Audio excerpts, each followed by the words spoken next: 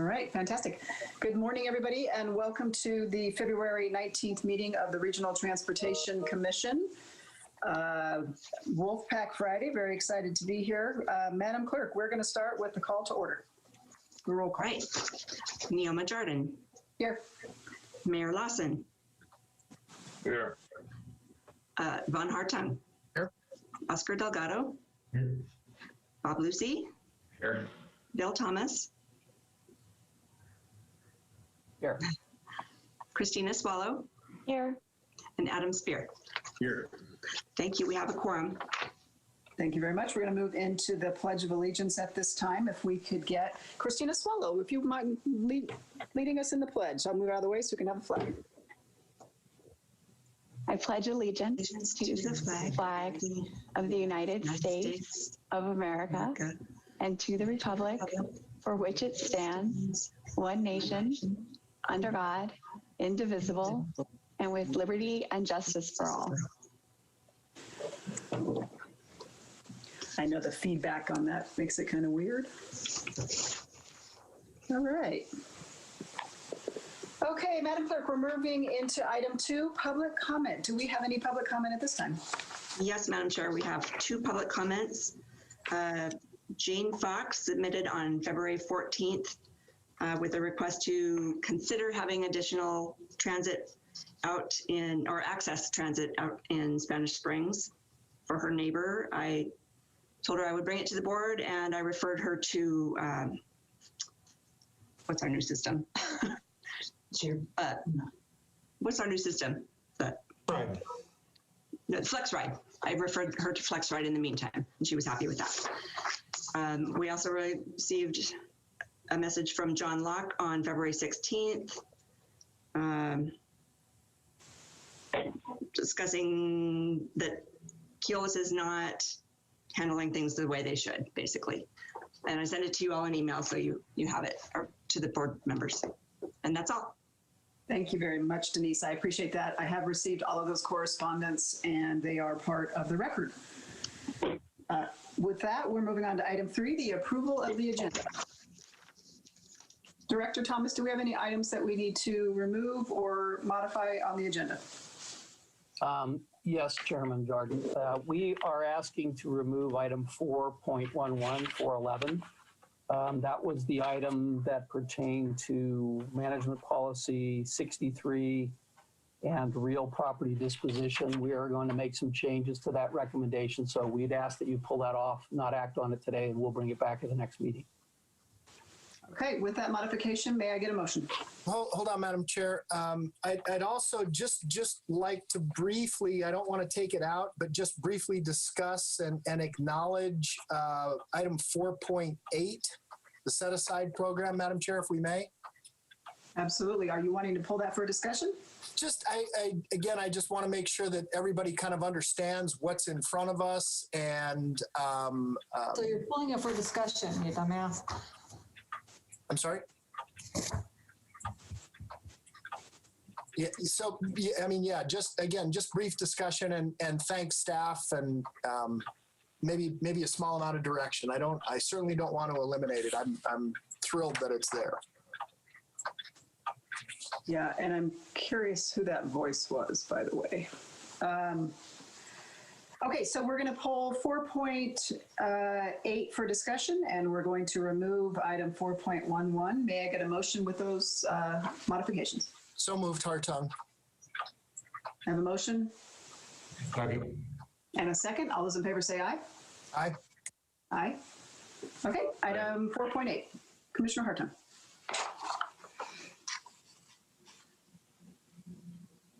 You're on mute. You're on mute. Yeah, no, I know, I got it. I just had to get back to the right screen because I had my agenda up on another screen. So first of all, I'd like to thank staff for the set aside program. And as all of you know, this is badly needed in each one of our jurisdictions. It pertains to those kinds of projects that almost fit under the Safe Streets, the Complete Streets program, but it really isn't. We have $390,000 to sort of, let's say split amongst us, but I know that the city of Reno is going to have larger needs than Washoe County and the city of Sparks. That said, Mr. Thomas, will you just kind of give us or someone, maybe someone from staff, give us a brief explanation as to how this will work, and how will someone contact our agencies? What will occur with this so that we can start getting some of this money to the ground and seeing some projects in place? And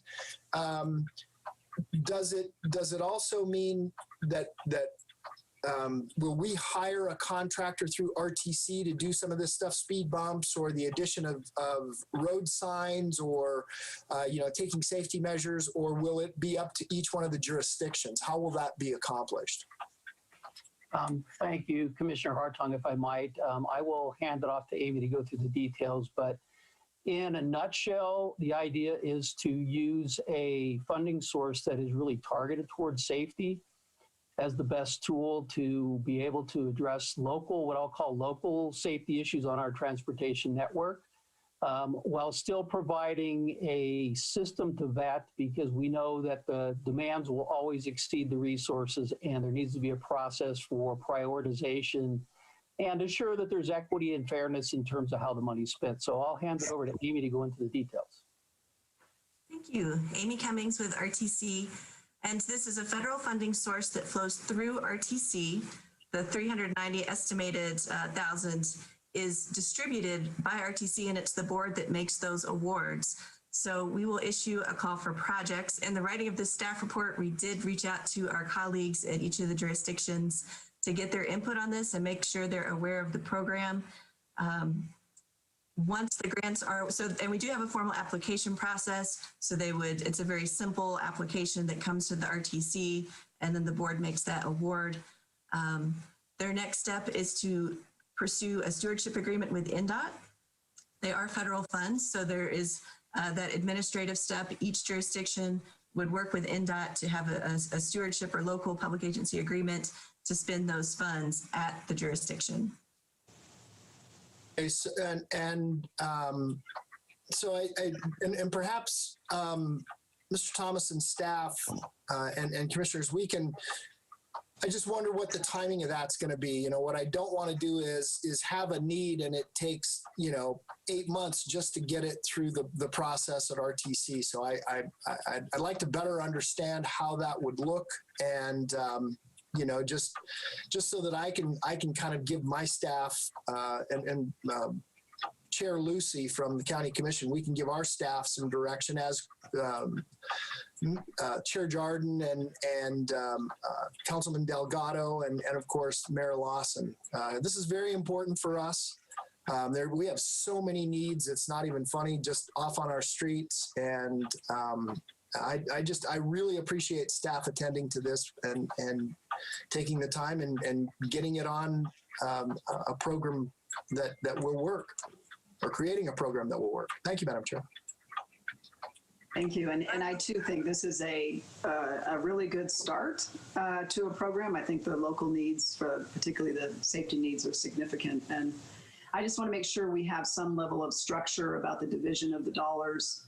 Not that it can't be maybe all directed in one direction, but I think there should be some level of initial allocation or rollover or something, that is equally distributed, but if not used, can be shared in another jurisdiction or with another project, or rolled forward for something more significant. So I just want to make sure we're fair, but we're flexible, I guess is my point. And thanks to Director Thomas for helping us get here on this item, and to Commissioner Hartung for leading the charge on this issue.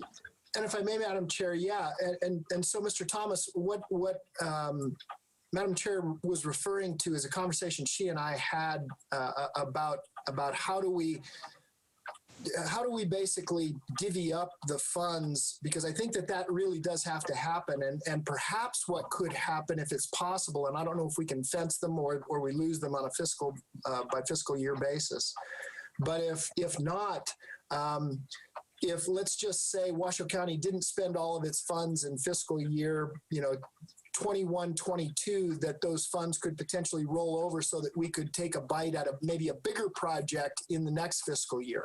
And I don't know whether that makes sense or if it's even possible, because sometimes it's not possible. It has to be spent in a fiscal year, but I don't know. Staff is going to have to get back to us and sort of, the devil's in the detail. Thank you. Thank you, Madam Chair. Madam Chair, if I might, for the record, Bill Thomas, I think the way that I would suggest we look at this is this particular program has a variety of things that it can be spent on.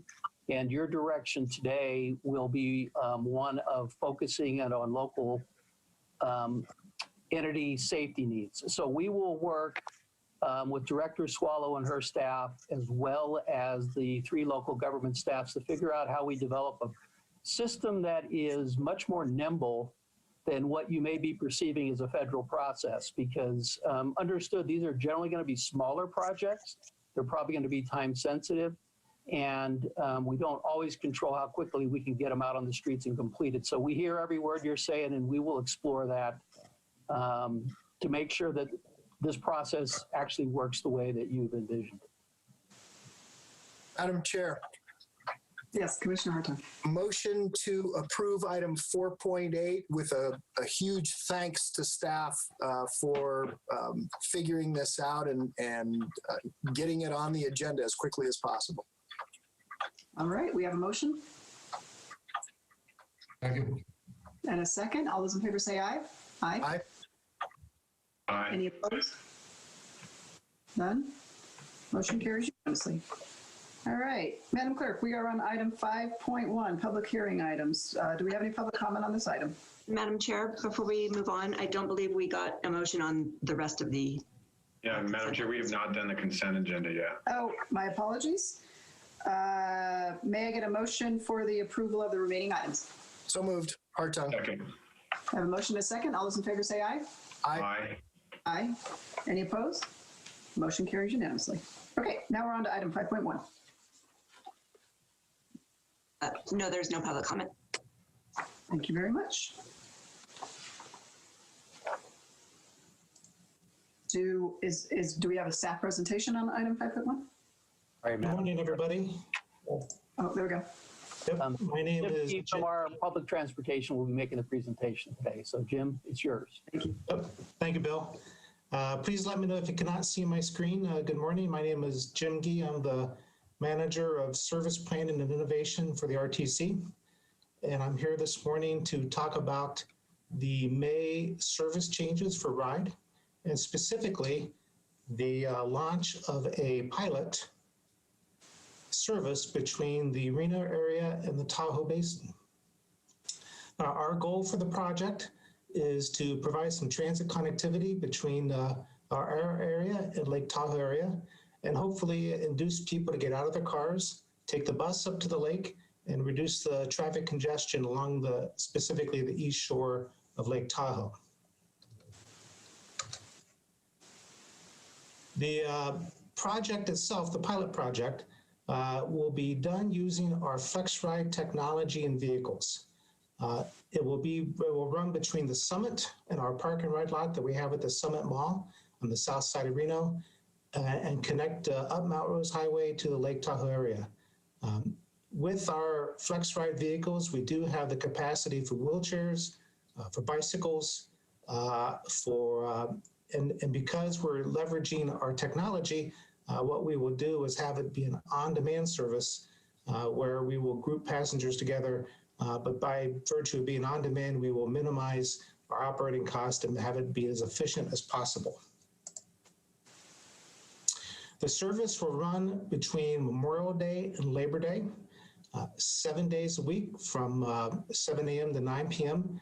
Those hours match the hours for the Sand Harbor State Park, and the Memorial Day to Labor Day timeframe matches the time of service for the transit system up in the Lake Tahoe area. We are asking folks to pre-reserve a trip, so we're not running empty buses as much as we can, but we do take any trip type. The cost per trip will be $5 per person, with an extra $2 per person for anyone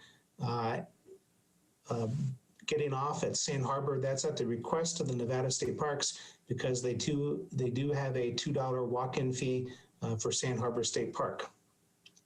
Some of the project partners that we've been working with besides the state parks have been the Tahoe Regional Planning Authority and the Tahoe Transportation District. And we are still working on the final parameters of the service in terms of stop locations, but wanted to make sure we got this in front of you as the board for your review and comment. The route itself, again, we'll start at the Summit Sierra Park and Ride Lot, travel Mount Rose Highway. We do expect to have connections to the trailheads along Mount Rose Highway, but that is pending construction, as there will be a significant construction project along Mount Rose this summer. On the Tahoe side of the service, we will potentially stop at Incline Village, Tunnel Creek, which is a large parking area and has trail connections there, and of course Sand Harbor State Park, which has been the most requested stop location in the Tahoe area. In terms of public outreach, it's always a challenge with COVID, but what we have done is a virtual presentation on YouTube. We virtually attended an Incline Village community forum, the typical channels of social media, email, hotline, and then we also did a joint survey with TRPA to look at the demand of the service in terms of what the trip purpose would be, the hours and days that folks would like to go to Tahoe, and the type of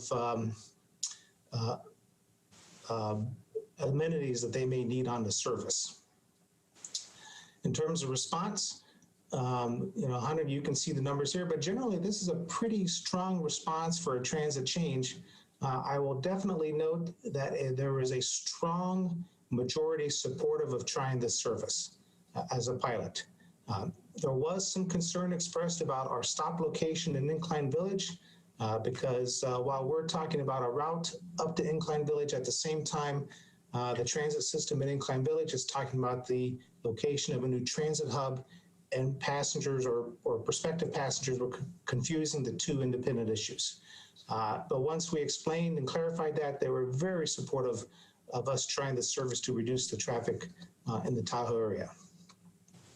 Marketing itself will be done through our normal marketing channels, but we do have a joint application with the TRPA with the Tahoe Fund for $30,000 in grant dollars that will be used specifically for marketing of the service, and should hopefully hear on that application in about a month and a half. And with that, that's my high-level view of the service. I'd be happy to answer any specific questions you have, and thank you. Thank you, James. If we can get that off the screen, and I can see everybody here. I do have a couple of questions.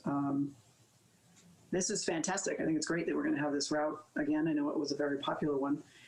My question is, and maybe you covered it and I just kind of missed it.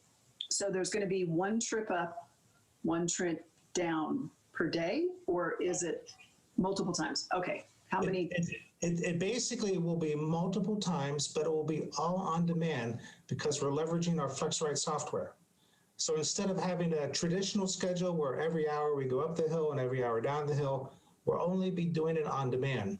When passengers want to book that ride, they will call our FlexRide customer service rep. They will schedule that trip with the customer service rep.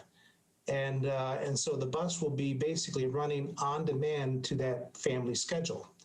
If there are two families, say a group that wants to go at 8 o'clock in the morning and a group that wants to go at 8:30 in the morning, we may negotiate to combine those two groups and we're only making one trip at say at 15. But leveraging our software, we're able to do that. So it's more of an on-demand system as opposed to the traditional fixed route model.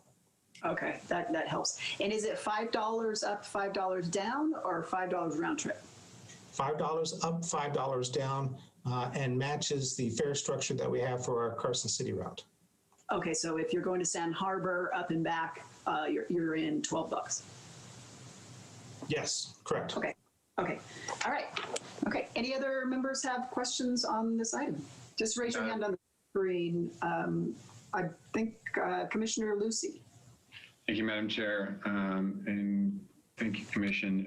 Mr. Gee, thank you for bringing this forward. I know this has been something we've been working on for quite some time. And for the residents of Incline Village and those that live along the Mount Rose Highway corridor, especially for, I know NDOT, this will help alleviate some of those challenges of traffic through those summer months, and even potentially through winter months as the program continues to evolve. But this is going to be highly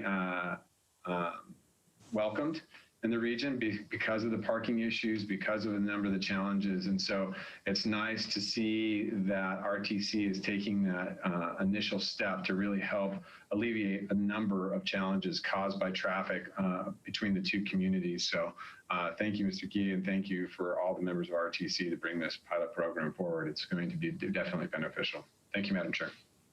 You're welcome, Commissioner Hartung. And Mayor Lawson, if you have anything, just chime in. I can't. Just speak up and I'll get you in. Thank you, Madam Chair. So, Mr. Gee, I've got a couple of questions. This is only going to Incline. What if I want to take my bicycle with me so that I can ride around? Is that going to be possible? Or, you know, some people are going to want to take maybe their windsurfing board, or, you know, those guys, you know, I mean, believe me, it'll come up. So how do we anticipate handling those requests? So the bicycle piece is fairly easy because all of our buses have bicycle racks on the front. Good. Depending on the rack, they can hold 2 to 3 bicycles. The survey itself that we did with TRPA tested for, you know, are you going to want to bring your cooler? Are you going to want to bring your beach equipment, your surfboard, that sort of thing? But that FlexRide software, we can program in there space constraints so that we can basically make sure that we have enough space allocated, not just for the person, but stuff that they're going to bring. That'll be the job of the customer service reservationist, is to clarify with the passenger when they call, what are you going to be bringing on the trip? Wonderful. And is there anticipation? I know this is going all the way to Incline Village. Is it going up Mount Rose Highway? It is, yes. So what if I want to go skiing? So right now the service is operating only Memorial Day to Labor Day. We're testing it as a pilot. We did just recently hear from Sky Tavern, who are interested in having themselves be a summer destination for biking and hiking. Of course, that's right along the way. The trailhead of Mount Rose Highway gets very busy, and so we're looking at stops there. We are concerned a little bit with the construction along the highway and if that's going to impact our ability to stop at some of those trailheads, but we do have a meeting next week with folks from NDOT to get some clarification and work with them through the process. Well, I think that this is a great idea. It could really alleviate some of the traffic going up and down that highway. And I mean, I'm very excited about this. And I don't want to be the nervous Nelly, but I look at this as a great opportunity to get some people who have potentially been drinking off the road. I think you go to the beach, you have, a cooler with beers and wine and etc. And then, you spend the day in the sun and you're exhausted and blah, blah, blah. And then you drive down the Mount Rose Highway and, it's the potential for a recipe of disaster. And I think that this is an eloquent solution. So if I were still wearing my beret, it would come off. Thank you. Mayor Lawson, I'm not sure if you had any comments, and then I see Commissioner Lucy has his hand raised as well. No, I don't. It's like being a bat. I can't see anything. I feel like I'm lost. We'll just call on you from time to time and see what you have to offer. Commissioner Lucy. Mr. Gee, I do have a technical question in regards to the program. You said we will have a reservation process and very similar, I'm assuming, to our micro transit program that we're running in the city of Sparks right now for some of our flex routes down there. What is the software that we're using to schedule that? Is that through RTC? Are we using a third-party system? How do people book rides? So for the beginning of the pilot, we will ask passengers to book their ride by phone call. Internally within FlexRide, we will use the software to match that request with the vehicle, but we're not allowing them to use the app at the launch of the program because we have concerns about demand and negotiating of the trips and want to make sure that we're successful. So in the beginning, we will be asking them to call in, and if that is successful and we can leverage the app itself so that folks can reserve using the app, then we'll do that. Okay. The software itself is by a company called Spare Labs, and they provide microtransit software to a number of cities around, frankly, the world. Okay. Madam Chair, on a side note in regards to this item, I'd like to have a sit-down conversation with you, Mr. Thomas, about some potential opportunities that I see could arise from this. So if we could put that on a calendar, on a side challenge, we could do that and bring that back for future discussion. But this is something that would be beneficial. I've had some conversations with some different companies. So thank you, Mr. Gee. Appreciate it. Thank you, Madam Chair. And I too, I see this as kind of an opportunity for those that maybe have never used FlexRide to be exposed to, one, that system, and two, our bus system overall, which I think is always a good thing, as our FlexRide program seems to be fairly successful and expanding. So your comments about initially you're not going to use the app, but you'll move in that direction, gives me a little bit of pause, because I hate to say that I'd love to have the problem of too many people interested.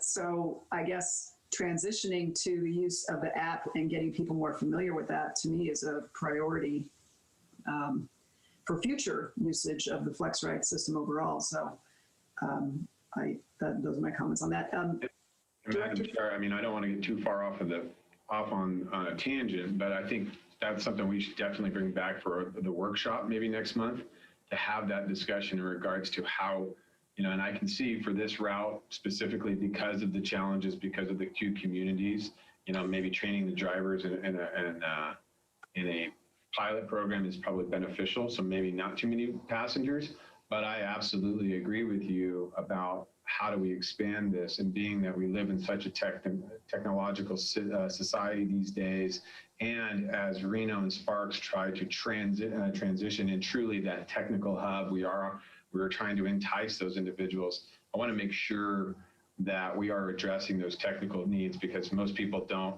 have RTC's phone number saved in their phones. They are easily Google or hit an app.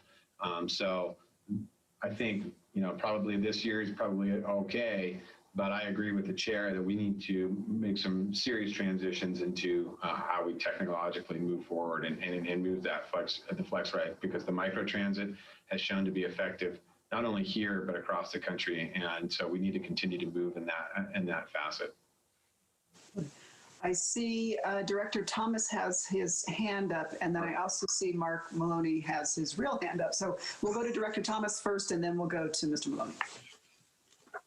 Thank you, Madam Chair. I'll let Mark talk in more detail, but I did want to point out, lest it lost in the conversation, particularly in terms of people reaching out to any of you or Director Swallow about this. There is that item of a stop that is controversial up at the lake that is not us. So when you get calls, if you get them, just another heads up that the first question is probably to ask them what specific project they're talking about, because a lot of the people are very upset right now, are not upset at this. And they may be calling you about it because they're confused that it's the other thing, which is really a TART issue, a Tahoe issue, and not ours. So Mark, if you wouldn't mind going through, I think what I was going to say, and Mark I think can cover it better, is the advantages of the microtransit is for us to really do like a soft opening and really find out in the world of transit, if we add service, how do we make it successful? Which sometimes couldn't happen in the past when we went all into a new route and then found out after we invested the money and put it in that nobody was using it, or they certainly weren't using it to the level that we were funding it. So Mark, if you could maybe touch on that too when you make your comment. Sure. Mark Lyon, Director of Public Transportation, and you're correct, Bill. There is a confusion with the transit hub down there, and that's very good because I think there are people who are looking to talk to people about that, and they did confuse, unfortunately, our project with that, even though they have nothing in comparison. On the technology side, yes, microtransit is run heavily on the technology. We're on our second software after launching with our first one, who did a lot of the planning and updating and using their software. We went out to bid, and Spare was a company who won over. So all of our microtransits are run off that Spare platform. And on this, the drivers aren't going to see anything different. They're going to still have the app and the tablet in the vehicles, and they're going to get it from Spare, just like they interact in all of our other four areas of our microtransit system. So the only difference is because, as our Director Hartong pointed out, people might be bringing a surfboard or windboard, a bike, so on and so forth. The app does not have those pieces in, and we don't know what all those pieces are yet. So for us to get a baseline of them calling in and telling and making sure we have space, we have the right numbers, and we can combine the most people to be the most efficient and learn what those pieces are, then Spare can add those into the app. So we have it where you can check for a bicycle. Well, we might need to check for a bicycle, a cooler, and other beach toys as it progresses, as we learn. So it's kind of a learning process to kick off to find out, what is the environment that we can allow, and there will be probably a list of things that we find we just can't allow. It won't fit in the vehicle. It limits the passengers by too much. So it's really, we've got to kind of kick off onto that end of it. So as Mr. Thomas pointed out, this is a pilot. It is just like the other regions where we can find out if microtransit is the right fit. Obviously, microtransit works great for a certain level of spread and ridership. If microtransit ends up, in this case, being overwhelmed, maybe it turns into something that's more of a route on a set frequency. Obviously, that has budget implications and so on. This is a pilot with a small amount of money that's applied for it. So we'd have to have some decisions probably end of summer if we're going to move forward, and we're going to move forward differently. So yeah, that will all be part of our upcoming short-range transit plan, where our consultant will take all this information and kind of put the whole thing together and where we're headed in the way of dollars available and how our service is laid out. And we should be bringing that around the end of the year, June, July, to the board for approval for our consultant for our next short-range transit plan, which will have a new name, TOPS. So we all have to get used to that. If there's any other questions I can answer, Jim, we'd be glad to help. Thank you very much. We have Commissioner Delgado, and then I think Commissioner Hartung. Thank you, Madam Chair. Can you guys remind me again what the fee schedule is? Is it $5 per person up to a certain age, or is that just for? Yes, it is $5 per person with an extra $2 fee if we take them directly to Sand Harbor at the request of the state parks. There will be reduced fares for seniors and persons with disabilities of half price, basically. So but outside of that, it's all ages, it's $5, kids, adults, the whole nine. Okay. Yes. Okay. And one more question is, will there be bilingual ability services to reach one for part of the outreach? We do have bilingual as a part of our reservationist process. The folks that take the reservations can handle English and Spanish, definitely. Great. And what's the total amount you guys are putting into the outreach communications piece? Right now, we have a total project budget of about $300,000 for the service and the marketing combined. We have a pending grant application with the Tahoe Fund for $30,000 that would be dedicated specifically for marketing. All right. Okay, those are just my general questions. Just thinking of a family of 2 kids and then 2 adults, and then it's 10, 20, 30, 40 bucks plus the, it's just trying to weigh it off. They're going to all jump in a car versus jumping on a bus for the cost of getting up there or not. And so it'll be interesting to find out. Thank you. Thank you, Commissioner Delgado. And I was thinking that same thing. So if you had a family who's, let's say they're having a, they're having a birthday party, how many people can fit on the bus? Let's say they don't have a lot of extras, just bodies. How many can fit? Typically, the smaller buses have 15 seats. About 12 or 13 seats. Okay. And you're right, to Commissioner Delgado's point, that could be a very spendy, let's say, birthday trip up to Sand Harbor. I would have to imagine there could probably be some sponsorship or something that could be facilitated to help those in that situation. And I do think when we bring this item back, we should explore that further for exactly the reasons that Commissioner Delgado spoke of, because it's a great service and we'd sure like everybody to have equal access to be able to enjoy it. So, Madam Chair, I would agree with you and Commissioner Delgado. I mean, if we're truly trying to launch a pilot program and create draw and incentive, it shouldn't be cost prohibitive. So if it's $5 for an individual, but maybe a family with children, and there are some, obviously, or if we can figure something out initially to just get the program launched, our focus has always been to provide a community service and make sure that those who do not have access, and creating a cost prohibitive challenge does not benefit anyone, especially us. yeah, and Commissioner Lucy, you are correct. And I kind of see this as, because it is so unique and fun and a destination that, my goodness, everybody wants to be up at Sand Harbor during the summers. And I suspect once the pandemic starts to wane further, the desire to get out and enjoy the beauty of Lake Tahoe is going to be phenomenal.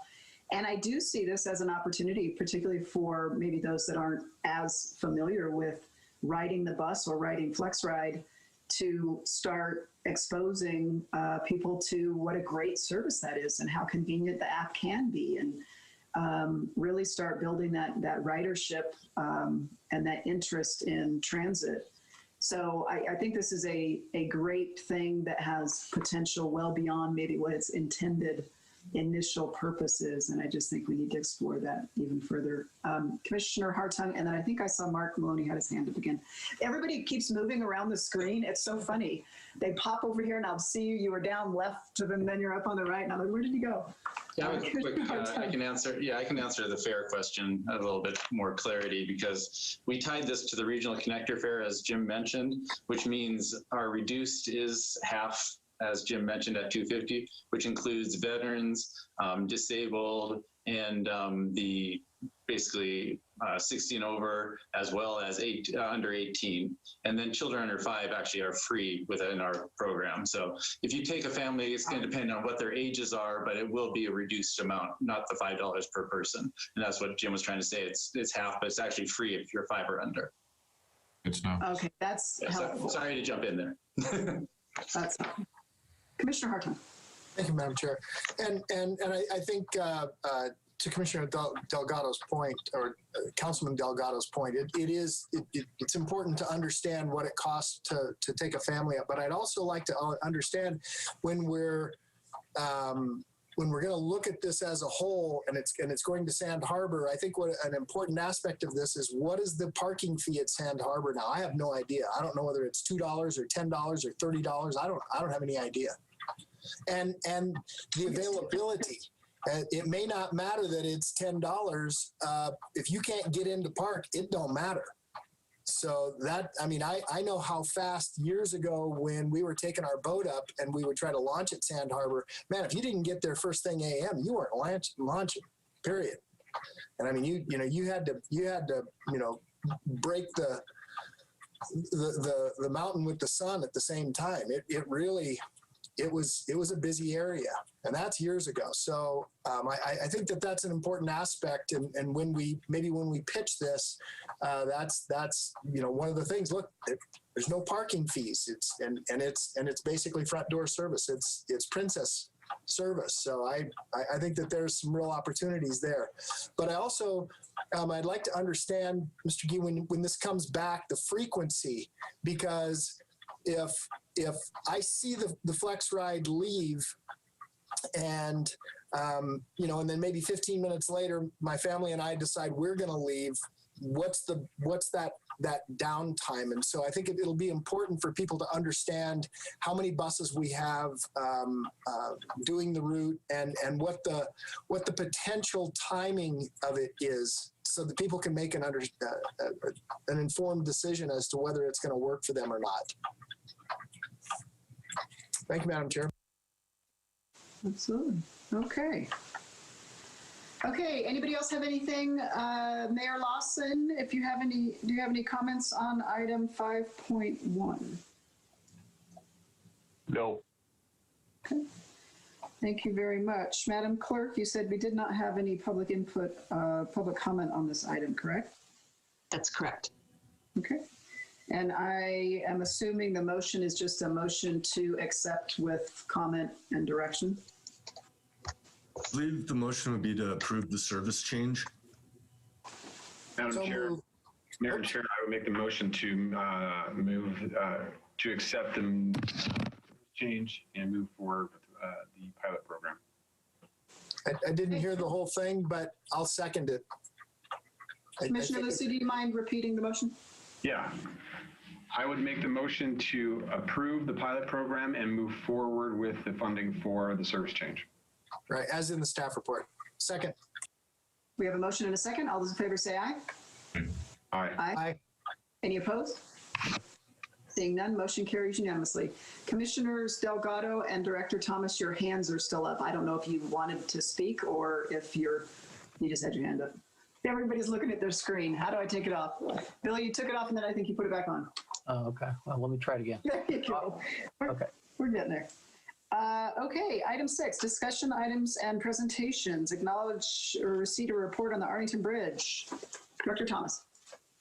Thank you, Madam Chair.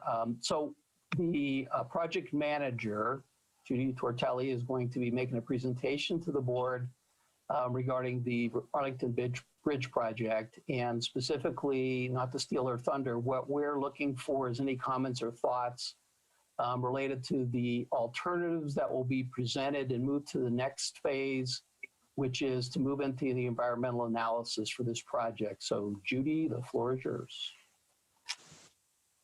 Thank you, Bill. Let me share my screen here. So can everybody see my screen? Yes. Okay, perfect. So good morning, Madam Chair and Commissioners. I'm Judy Tortelli, Project Manager in Engineering, and excited to be here today to give you an update on the Arlington Avenue Bridges project. Hey, Judy, hold on a second. Ed, can you see her screen? I can't see anything. Oh, sorry. Ed, if you could, I sent Cindy the link for the YouTube and you could watch it on there. Yeah, there's like a 15-second delay. Sorry. Yeah, there's a 15-second delay, so makes it worse. I get to watch Councilman Delgado's voice come out of Chairwoman Jardin's mouth. Oh, no. That's awesome. Oh, just carry on. The presentation is on our website also, if you'd like to just look at it on there. Okay. I'll send you the link. Okay, I just wanted to let everybody know that I do have here with me Barb Santner, Senior Landscape Architect for Stantec. She will be covering the recommended aesthetic elements of the project. Do you want to go ahead and say hi, Barb? Hi everyone. Okay, great.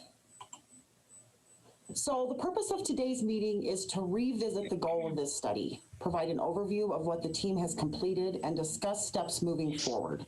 Specifically, I want to highlight the recommended concepts being carried forward to our next public meeting and ultimately into NEPA clearance and final design.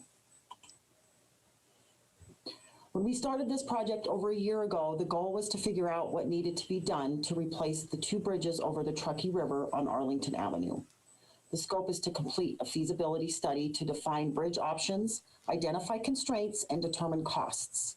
At the end, we will have a bridge type and aesthetic package identified to carry forward into environmental clearance and design.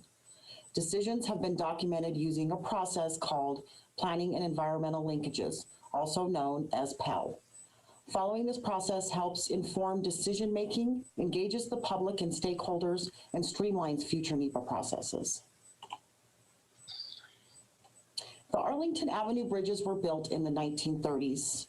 They're categorized as structurally deficient by NDOT, and we have begun the process of replacing them. These bridges provide access over the Truckee River and split the Wingfield Park area. The project needs to maintain a functional bridge over the river, improve safety and multimodal access to the park, and meet flood capacity requirements. So the team reviewed previous studies and determined 5 original alternatives. The intent was to start with all feasible options, gather feedback following the Pell process, and reduce the range of alternatives carried forward for additional analysis. The alternatives considered are shown here on the screen. We had the single pier option, which includes 1 pier in the river as opposed to the 2 that are there now. This particular alternative provides a thinner overall deck section. It also provides some flexibility to widen sidewalk space and will maximize the headroom for the path under the existing bridge. The clear span concept here spans the river from side to side with no piers completely open over the river. This particular alternative is thinner in the middle of the bridge, and it gets a little thicker at the edges here. Another alternative was the underdeck arch. This alternative has a uniform deck thickness, but then it has this under arch feature, which makes it thicker on the edges here, similar to the clear span concept. And then we had this tied arch feature, which has the above deck arches. And finally, we had the elevated bridge concept. I just wanted to note that this particular alternative was carried forward from the traction visioning project completed by the City of Reno in 2009. This is kind of an adaptation of that alternative. One issue that was pointed out from that study is that the elevated bridge concept completely cut off access to the park. So we kind of took that thought and modified it and had a dirt mound here in the middle. So essentially what you're looking at is 1 bridge over the south piece of the river, a dirt mound in the middle, and then another bridge over the north piece of the river. So I want to spend a little bit of time going through this project timeline. Back in 2019, our defined process and stakeholder working group was confirmed by both the City of Reno and RTC board. The stakeholder working group is comprised of major permitting agencies, groups and organizations that represent a larger component of downtown, and immediate adjacent property owners. Their role has been to assist in developing the purpose and need, evaluation criteria, review conceptual bridge type and aesthetic alternatives, and provide feedback to the project team and City Council. At our first public meeting back in December, the process and 5 original alternatives were presented to gain community feedback. Valuable input was received that helped shape the constraints and criteria presented at our first stakeholder working group meeting. Constraints and criteria defined by the design team were further vetted and added to at our first stakeholder working group meeting. Next, the team developed a summary of anticipated permitting and regulatory requirements. This summary was presented at our first TAC meeting, where members confirmed permit timeframes and noted additional requirements that would need to be considered. The primary role of the TAC is to dig into the details and analyze information on the technical aspects of the project. TAC members concluded that the above deck arch and elevated bridge concepts would be more challenging from a permitting perspective. From there, the 5 alternatives were further developed into 9 concepts. Qualitative attributes such as construction cost, schedule, maintenance, inspection access, river recreation impacts, environmental impacts, and aesthetics were defined by the team so a level 1 screening of alternatives could be performed by TAC members. TAC members individually scored the range of alternatives. Scores were reviewed and discussed as a group at the TAC 2 meeting, where consensus on moving forward with 2 concepts, the single pier and clear span, as the preferred alternatives was achieved. Next, input received from the TAC meetings was conveyed at our second stakeholder working group meeting. Members were reminded of the goal to reduce the range of alternatives that are carried forward into NEPA and design. The goal concurred it was appropriate to move forward with the 2 TAC recommendations. At the third and final stakeholder working group meeting, aesthetics for the projects were presented to the group. High-level aesthetic elements were discussed that focused on overall theme, various lighting potentials, opportunities for railing, widening the sidewalk space, and surface texture options. Again, the group agreed on which elements to carry forward, recognizing the need to start determining the appearance of the bridge while maintaining flexibility as aesthetics are carried forward.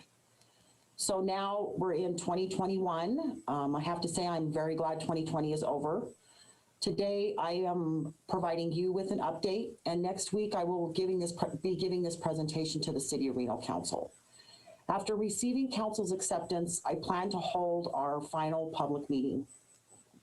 Based on COVID restrictions, this meeting is planned as a virtual project presentation. I will pre-record a presentation similar to what you are seeing today with more details on the specifics of the analysis that has been performed. The public will be able to preview the presentation the entire month of March. In addition, a survey will be provided to help obtain feedback from the public on the recommended concepts. As always, questions and comments are encouraged.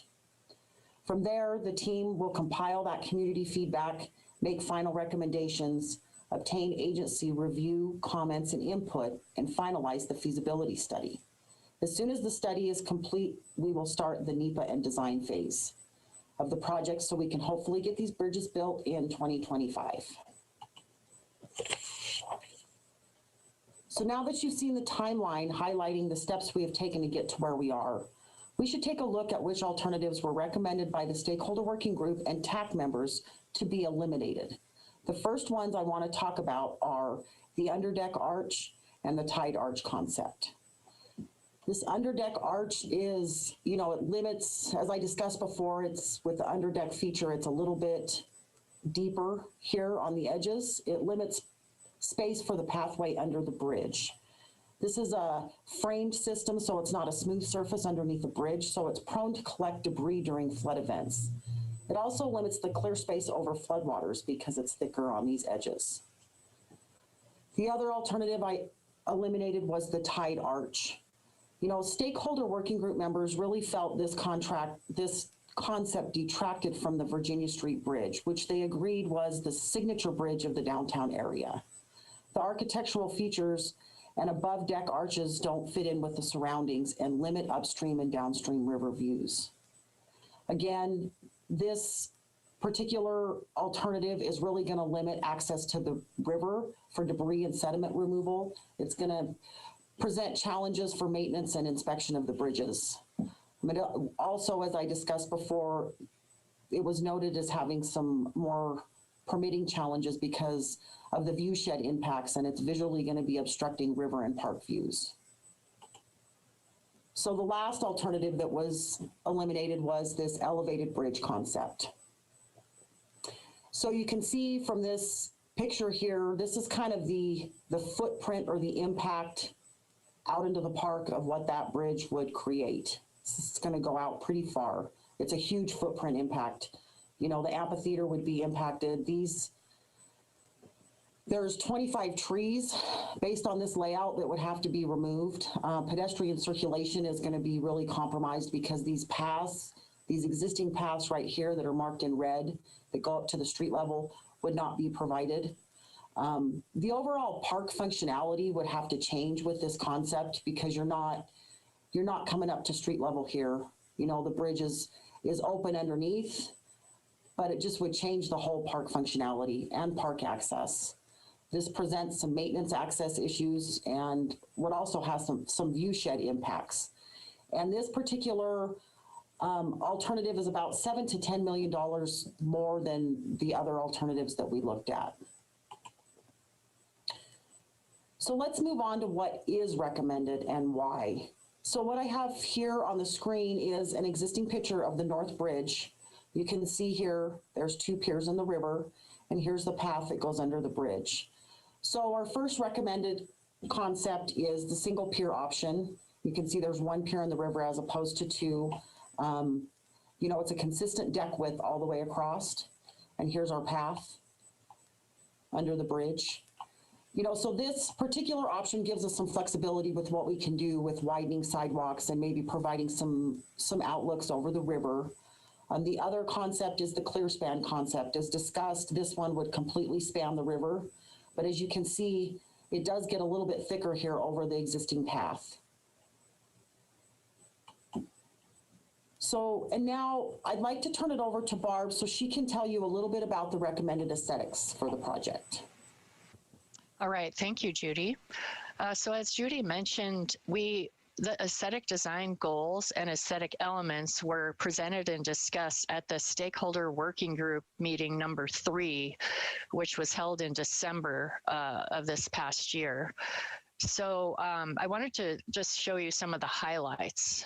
So with respect to the aesthetic design goals, one of them was to use a cohesive design language. And by that, we mean establish a project theme that would unify the bridge structural elements and landscape elements, both for the north and the south bridges. Another goal was to enhance the pedestrian experience.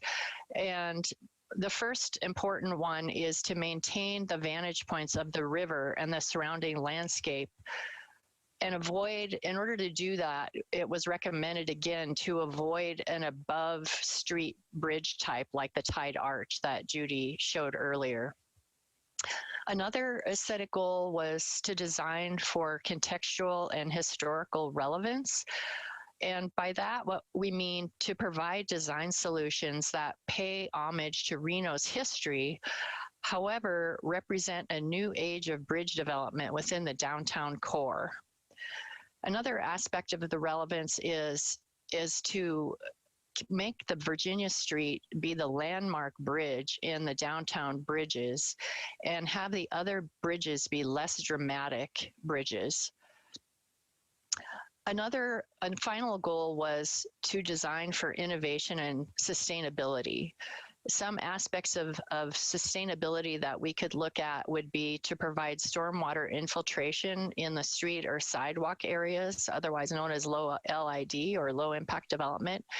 Use LID lighting, and where we do have to provide any additional landscaping to provide drought resistant native trees and shrubs.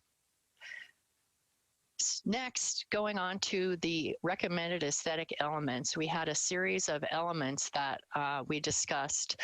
The first one, again, was melding of old and new. And by that, we mean we want to incorporate modern design elements, but with a nod to Reno's history, and particularly the Art Deco historical context. Another aspect of old and new would be that decorative elements would focus on pedestrian lighting, railing design, under bridge lighting, decorative texture on abutment walls, pilasters, and girders. Another recommended aesthetic element would be to incorporate pedestrian scaled lighting. And in that regard, we would provide modern pedestrian scaled lighting on both bridges, the railing, and possibly the flood walls. And here are some examples of those nod to the old and new lighting and also lighting. Next, another recommended aesthetic element would be to include bridge accent lighting. The bridge accent lighting and under bridge safety and pedestrian lighting are recommended. Aesthetic lighting gives vibrancy to the bridges at night for visitors viewing the bridges, and also from below the bridge where we have a pedestrian walkway. And we could do this in a way that we might be able to apply it to some other downtown bridges that would kind of unify the look at nighttime, which would be a really great experience for visitors down in the downtown. However, the third point would be that we need to make sure we design all this lighting to be protected from any flooding, debris, and also vandalism. And then finally, because the lighting is next to the river, we would have to look at lighting impacts to aquatic species. The next aesthetic element that we recommended was to have a transparent yet traffic rated bridge railing. And by this, what we mean is we want to make sure that the exterior bridge railings have openings so that we can actually see the river. Another element is to maintain pedestrian accessibility. And here, what we're talking about, because Wingfield Park and has so many special events and the street is often closed between the two bridges, that we want to make sure there's smooth pedestrian movement across the bridges and the street to accommodate special events. We wanted to avoid a double railing, such as what we have on the Virginia and Center Street bridges, to make sure that we can keep this smooth flow. Another aspect is to widen the bridge sidewalk and possibly provide an overlook.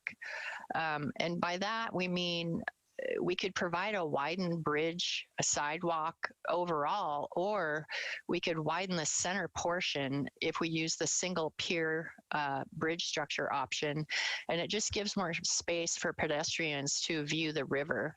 And you can see in these two examples on the bottom, the Virginia Street Bridge is on the left and Center Street is on the right, where we did just that. Next, the next area to talk about would be transition areas. And these, what we're talking about here, are the areas actually between the two bridges. And here, what we're talking about is, again, maintaining this kind of seamless pedestrian area between the two bridges. We could also consider using permeable paving on the sidewalks to create that transition and provide stormwater infiltration. We want to make sure we preserve existing trees where we can, and we would replace trees, of course, if needed, if the street needs to be elevated. And then the final element would be looking at the abutment and flood walls. And there, what we're recommending is to provide texture on the concrete bridge abutments and flood walls to enhance the pedestrian and river user experience below the bridge. And what we have found is, on other bridge structure projects, is if we do provide a texture on the walls, it deters the people from applying graffiti. So here are some examples of textures that we can use. The one on the bottom right is a kind of a simple texture that we used on part of the Virginia Street Bridge on the south side near the post office. So in conclusion, the next phase of the project would be to develop these goals and aesthetic elements further. Thank you. Thanks, Barb. I appreciate it. So I just kind of wanted to touch on, our next steps. As I said, I'm going to be presenting to City of Reno Council on Wednesday to gain their acceptance of carrying forward our recommended concepts. And then I plan to do a virtual project presentation for the month of March. That presentation will explain our study findings in greater detail, review the recommendations, obtain input from the public, and answer questions. The final recommendation of the bridge type and aesthetic package will then be made. We will take that for agency review, comments, and input, and then we'll finalize the feasibility study and start NEPA and design. So in summary, I just wanted to wrap up, the concepts that we are planning to carry forward are our clear span bridge concept and the single pier bridge type, and then those aesthetic elements that Barb talked about. So with that, I'll take any questions that you may have. Thank you very much. That was great information. I appreciate it. Clearly, there's been a lot of meetings and a lot of outreach and a lot of research, and so thank you for everybody for your work on this. I have a couple of questions. Can we take this down? There we go. Question I have for you: how long is the process for the public participation and input and selection? How long is that? I was going to run the public meeting for the month of March, the whole month of March. So what does that mean, the public meeting? I'm in a COVID world, what does that mean? Well, what I'm going to do is I'm going to pre-record a presentation that's similar to what you've seen here today. And we're going to air that on our website. And we're going to, so that people can go to the website and look at the presentation and provide comments. We've got some public outreach associated with that public meeting to notify people. I'm sending out a mass mailer to the area, and we'll do, I have a lot of email addresses just from the outreach that we've done that I'll blast all of those people. And then we'll also do, our typical post on social media and a press release for the public meeting. Okay, I was trying to understand what that process meant. Okay, Commissioner Hartung.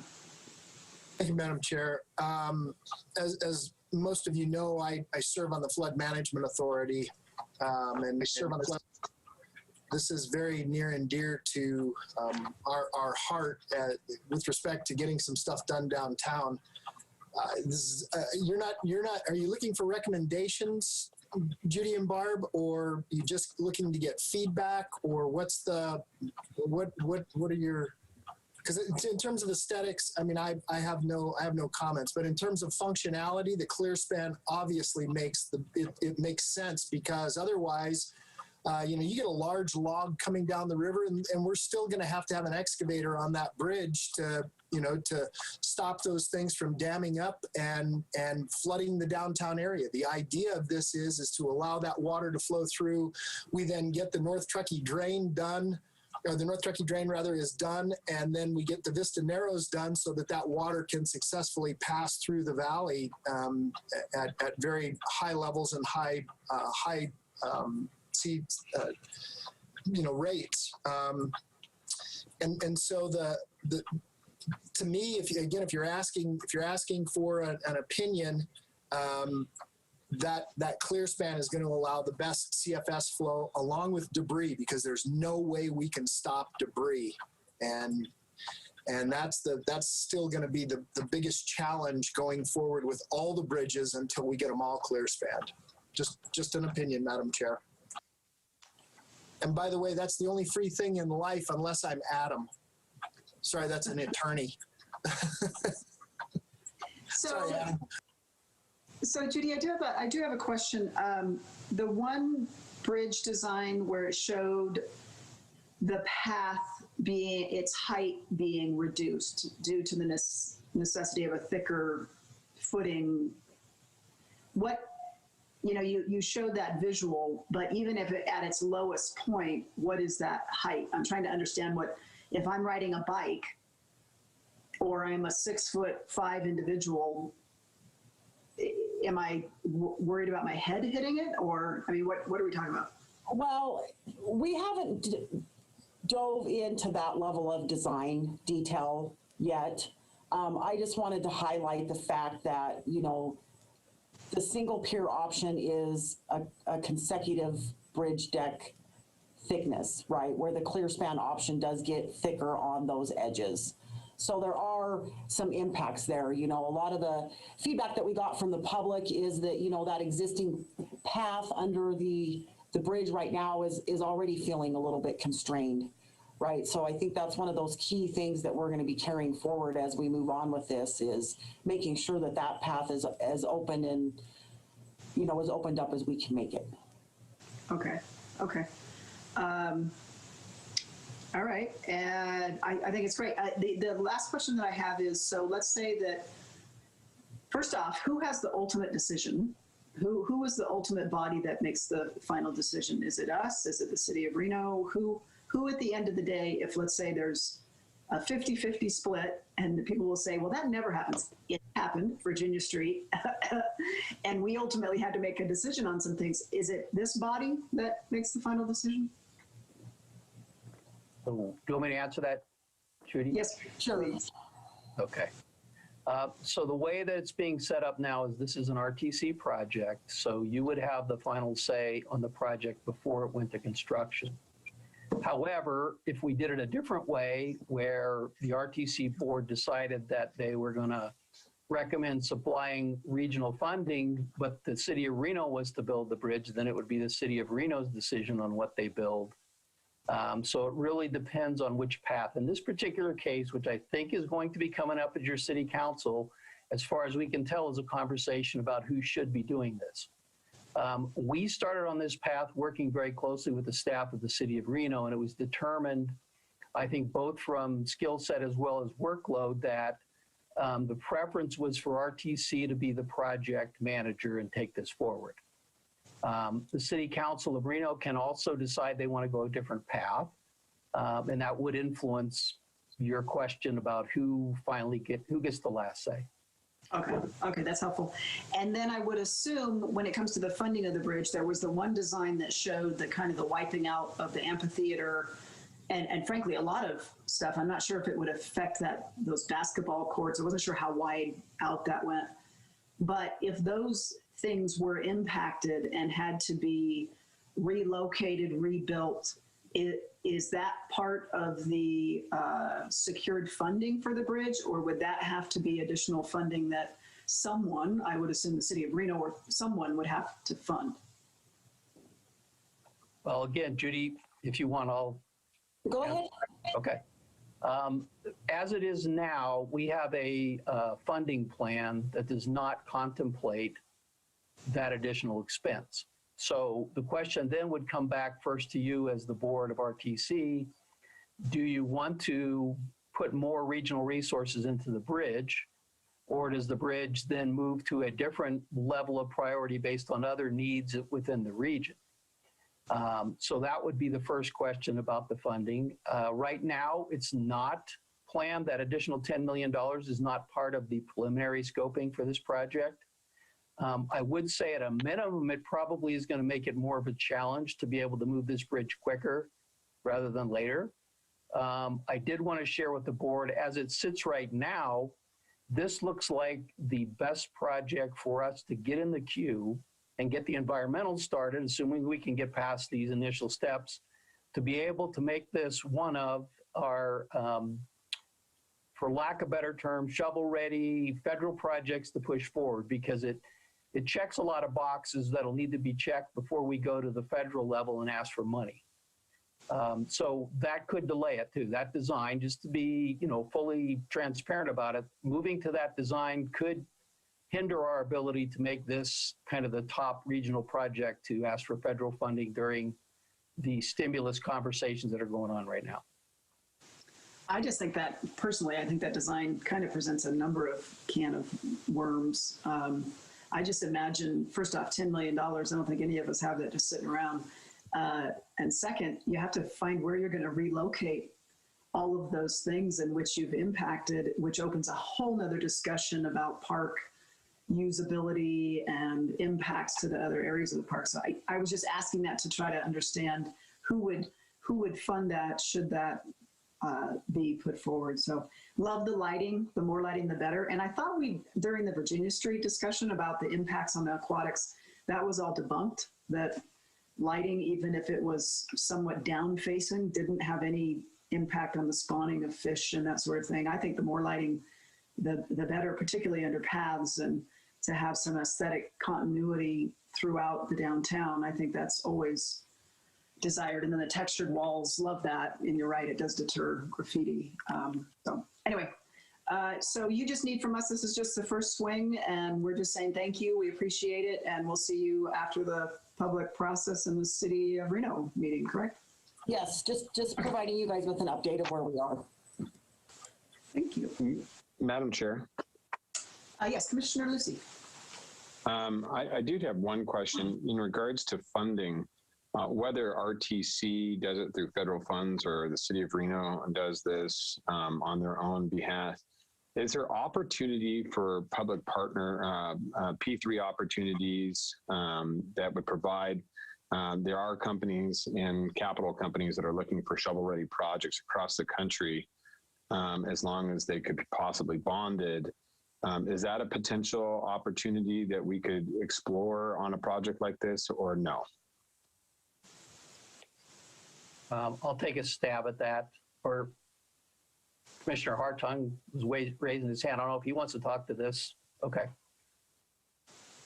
So, well, a discussion that we've not yet had, and this is a broader discussion, and this is why the Flood Management Authority is so important in leaving that funding mechanism in place. Potentially, what we could do, Madam Chair, and I'm not going to talk out of turn for the Flood Management Authority, but this is one of the projects that we've talked about all along the Truckee River in that corridor.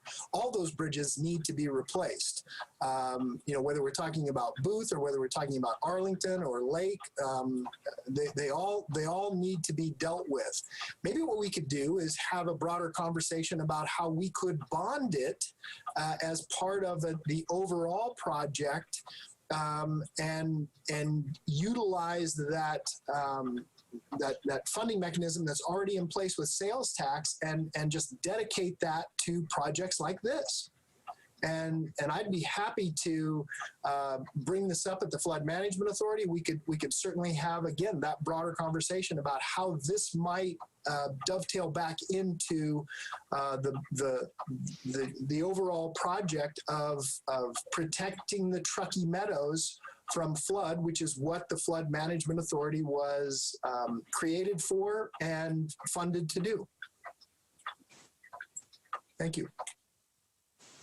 Madam Chair, if I might also, I know she's here and she's listening, but just to be totally upfront about it too, there's contemplation for, as I understand it, and Brian can pipe in, money that would come through the state of Nevada related to bridges to help fund it. So a component of this is in fact state assistance, but specifically getting to your comments, Commissioner Hartung, I think as in all cases, the more money we can bring to the table, the more bridges we can get fixed. We spend all of our money on one bridge, we're not going to get to the other one. So certainly from our TC's staff's vantage point, we'd love to have that conversation with the flood agency to see if there's some assistance they can provide in terms of helping us get more road projects done. Yeah, and if I may, Madam Chair, absolutely to your point, Mr. Thomas, let's have that conversation. We've got to get the Vista Narrows project done. I mean, that's just a given.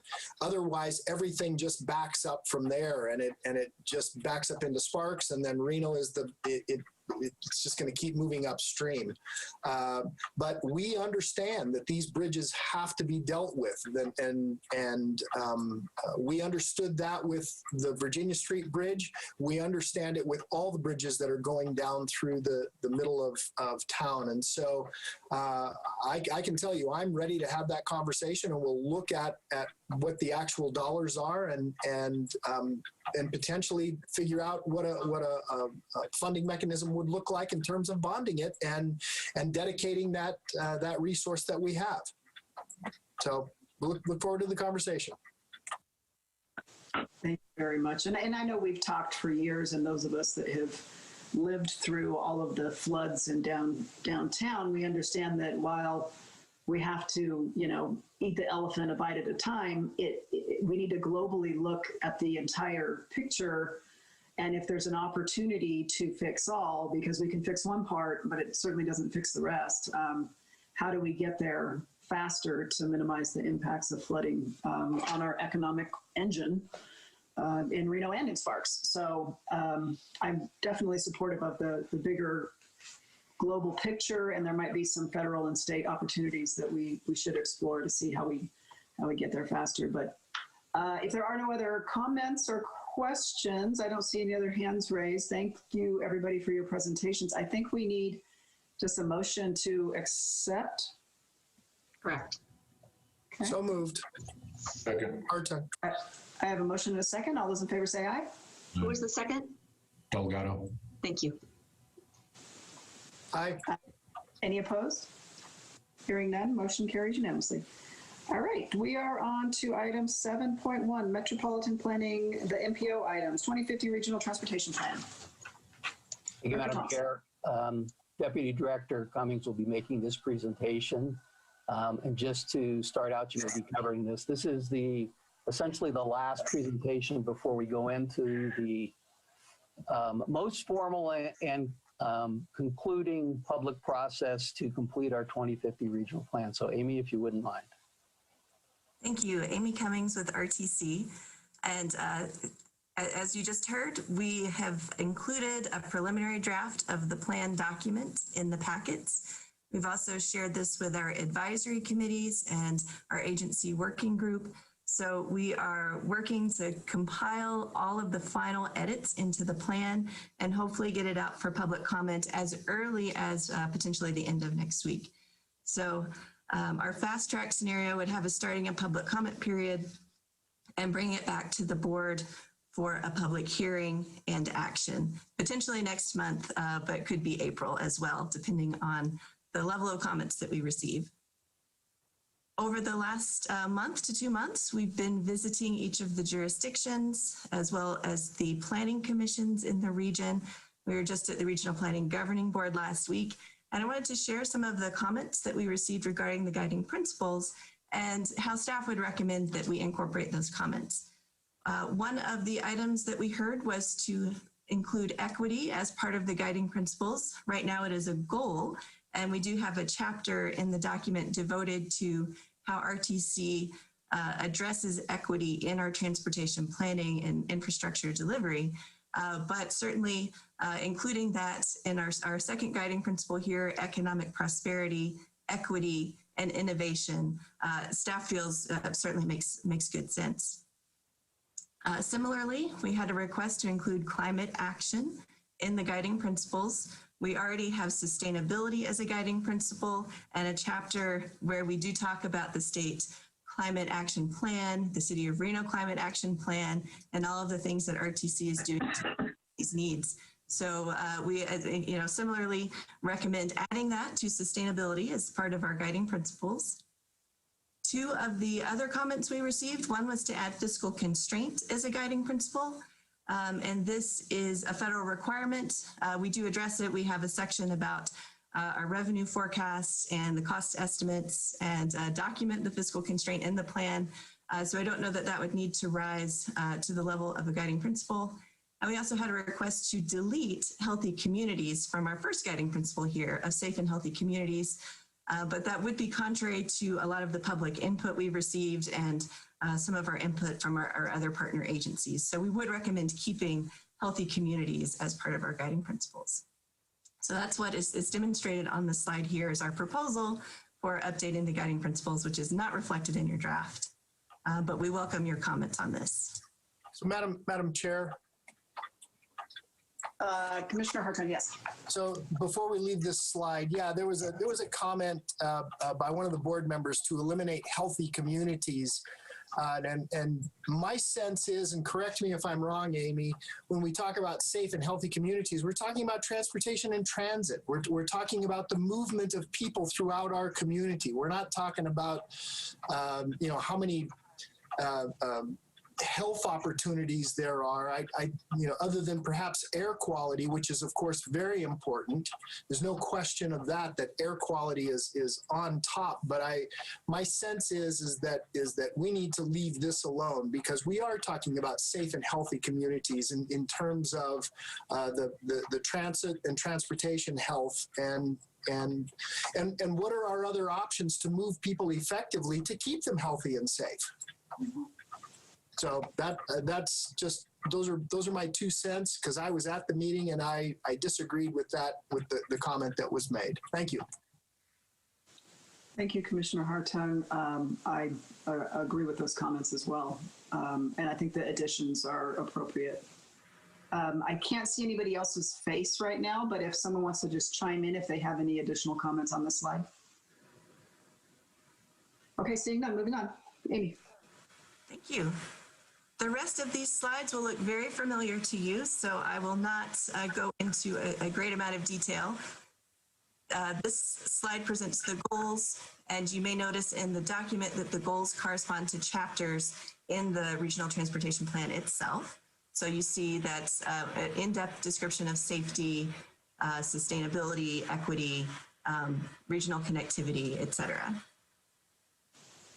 And the next set of slides describe the projects. And these I know you've seen multiple times before. So in our initial years, again, we're incorporating the privately funded through private developments projects for network analysis and air quality purposes, even though RTC is not going to be involved in those. We're including the Mount Rose Highway projects and the projects that came out of our South Meadows study. In the North Valleys, or the northern part of our community, you can see Audie Wells, that's getting ready to go to construction, and the other capacity projects and safety projects that are currently in design, Sparks Boulevard, Pyramid Highway Phase 1, and Lemon Drive, and Sun Valley Boulevard. This is a detail of downtown Reno. We did the downtown Reno circulation study and got into a little bit more depth on what the vision will be for West 4th Street.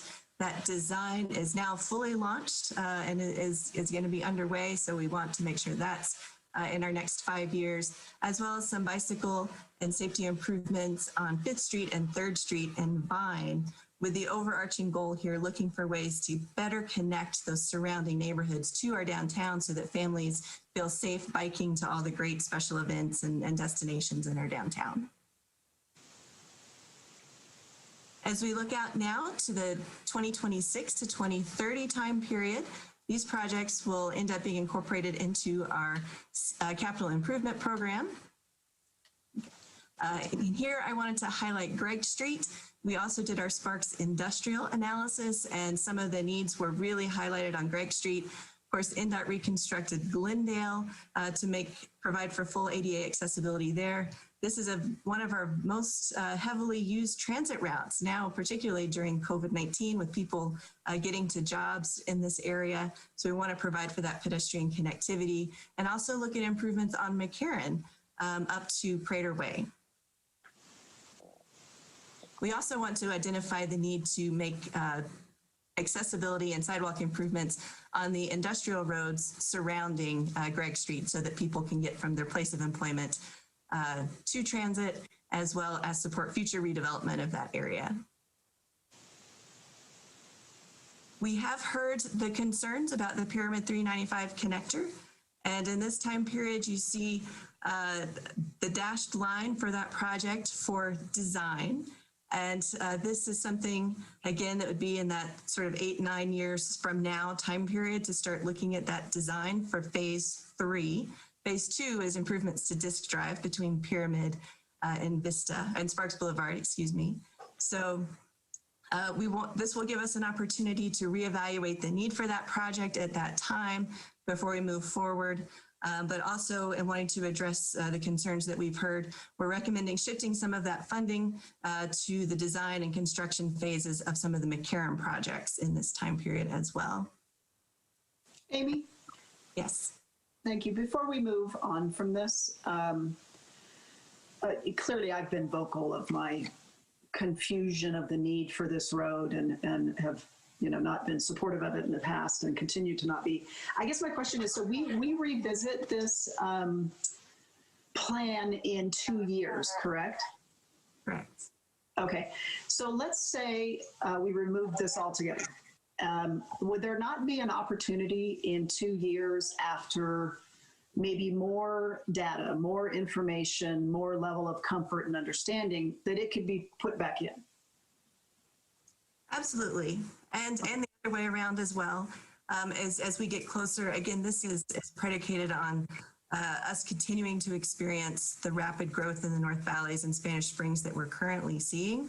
And if we get a couple of years down the road and these patterns change, development patterns change, commuting patterns change, we could take it out at a future time as well if it's not needed.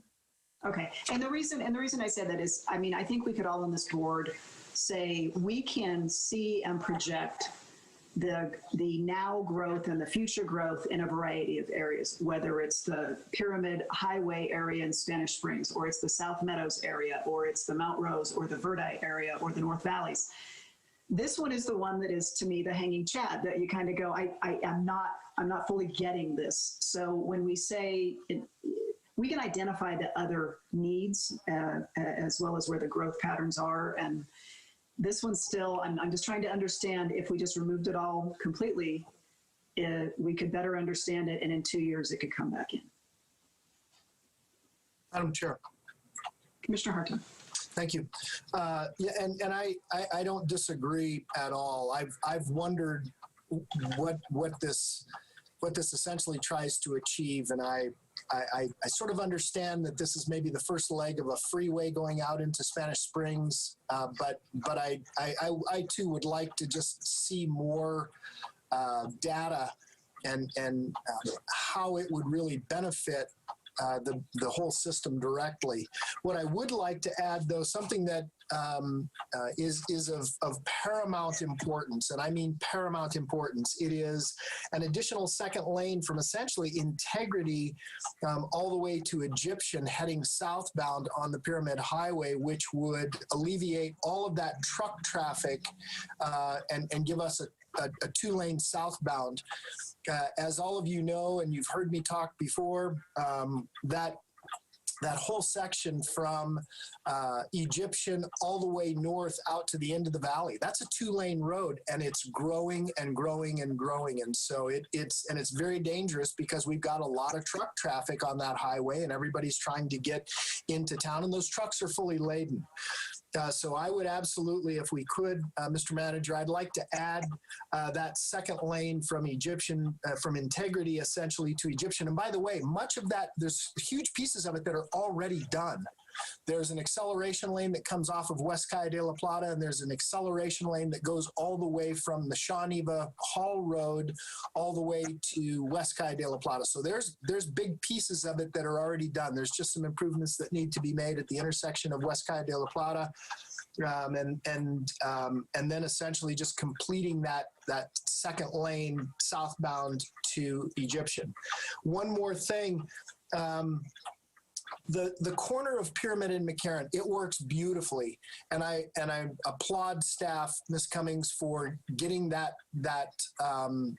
third lane, essentially, that's going to go all the way to Los Altos eventually, which, as you know, I was a proponent of doing it when we did Pyramid and McCarran, of just getting that third lane to Disc Drive, because that light at Disc is a confluence. And so I look forward to getting that thing on the ground as quickly as possible. But the Pyramid and McCarran, we're eventually going to need to improve that. My guess is, and Ms. Cummings and Mr. Thomas, you guys can correct me, but Pyramid and McCarran is probably only a 10 or 15 year fix, and we're going to need more space at that corner. I would encourage us to look at that little property that kind of got, it's an island, as it were, now, that's at the north west corner of Pyramid and McCarran. It's owned by a longtime family here in town, and I think that there's some real opportunities that we set that aside so that we don't have to sort of get into an arm wrestle at some point in the future. And Mr. Thomas, I'd like to have that deeper discussion at one of our future meetings if it's possible. Thank you, Madam Chair. Thank you, Commissioner Hartung. Amy, the question I have is, are you needing direction and a vote from the commission slide by slide, or do we want to wait till the end and then kind of button it up? We can certainly do whatever your preference is. I'm happy to continue with the presentation so you can see the out years projects as well, and then continue the discussion. Okay. Madam Chair, if I might, if I can jump into that question. What's most important right now is, as we are doing the incremental steps to get the end product, is some clarity on things that might be missing. When we come back for the final plan, we will fine tune everything we hear. And that's when your real vote will be up or down on what the pieces are. But right now, I think just giving us direction, indication, like Commissioner Hartung did, from each of you to understand if we've missed anything or if there's a concern here about what's included in the plan is what's most important. I did want to say, if I could, talking about the Pyramid to 395 connector, that one has been kind of on the books for a while. It is integral in terms of some of the planning that NDOT's done. I would recommend that rather than taking it out right now and figuring out later, that we do what Amy suggested, which is maybe scale it back so it's not more of a thing than you five are willing to accept, but it also keeps on in the mix, the evaluation of, was that project when it was originally scoped the right one? And if it isn't, what should we be doing, not only from the standpoint of improvements on 395 for NDOT, but also our overall network design in that particular area. So that's why we had scaled it back a bit to be more of a kind of check on the next step and what tweaking, if any, we should be doing to the overall project that it was originally presented and how it's been explained up to now. When you say scaling it back, what does that mean to me? What does that mean? I'll let Amy explain that. Well, in the context of this slide, I'll go ahead and kind of shift us over to the North Valleys. In terms of the timing of everything, and as Director Thomas was just explaining, we do anticipate the need to reevaluate the need for many of these projects in the out years. We're making our best estimates now based on our current travel patterns and the consensus forecast of where growth is anticipated, but certainly things could change in the next 10 years. So that's why we are proposing to reevaluate it.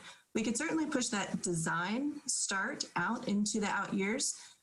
This is a project that would not be constructed within the 15 to 20 year time frame. It was included in the spaghetti bowl analysis. So the improvements to 395 North that NDOT is working on do include that traffic coming in as part of their design. But again, we know because of the magnitude of that project, it is something that's not able to be constructed within the, we're looking at 10 to 20 years, or excuse me, 15 to 20 years before construction could start on that. So I think staff would recommend that we keep it in here. Maybe we push out kind of the horizon for when we would look at it to give us time to take a closer look at the needs and how things may have changed, 10 years from now. But right now, it is showing, according to our modeling and our forecasting and the consensus forecasts as they've been provided to us, that there is a significant benefit to it in those out years to relieve Pyramid Highway and Sparks Boulevard and McCarran Boulevard and provide that increased connectivity. So my staff suggestion, one option would be to push that design out into the out years as well. Okay. Thank you, Amy. And that's certainly where, scaling it back and pushing it out.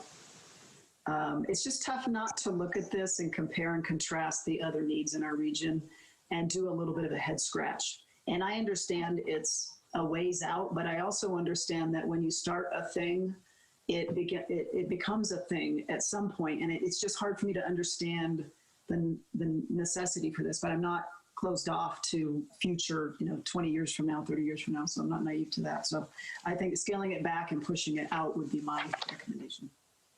And if I may, Madam Chair, just to elaborate a little more, to be more, maybe a little more succinct, I think originally we had 38 million, Amy, in for design. And so we've scaled that back to reflect that we're not contemplating in the near-term window that we're going to spend that level of money to design a project as if it were already determined what the project was. So we've scaled it back in terms of dollars set aside, but we've also realized based on the comments that we received from all of you that the first thing we need to do is dust off that study and take a look at it a little more closely and see if some of those components, either in timing or design or functionality, need to be altered or replaced by other things that may or may not influence the end results of that original project. And so that's why we've scaled it back. We're recommending scaling it back. Okay. Thank you very much. And again, I can't see other commissioners on here, and I apologize for kind of consuming on this item, but I have been a long, vocal, not proponent of this project, so opponent of this project. So I Madam Chair. Said my piece. Commissioner Hartung. Thank you. So I don't disagree at all, and I think it's appropriate for us to leave lines on the map. We've had lines on the map for years.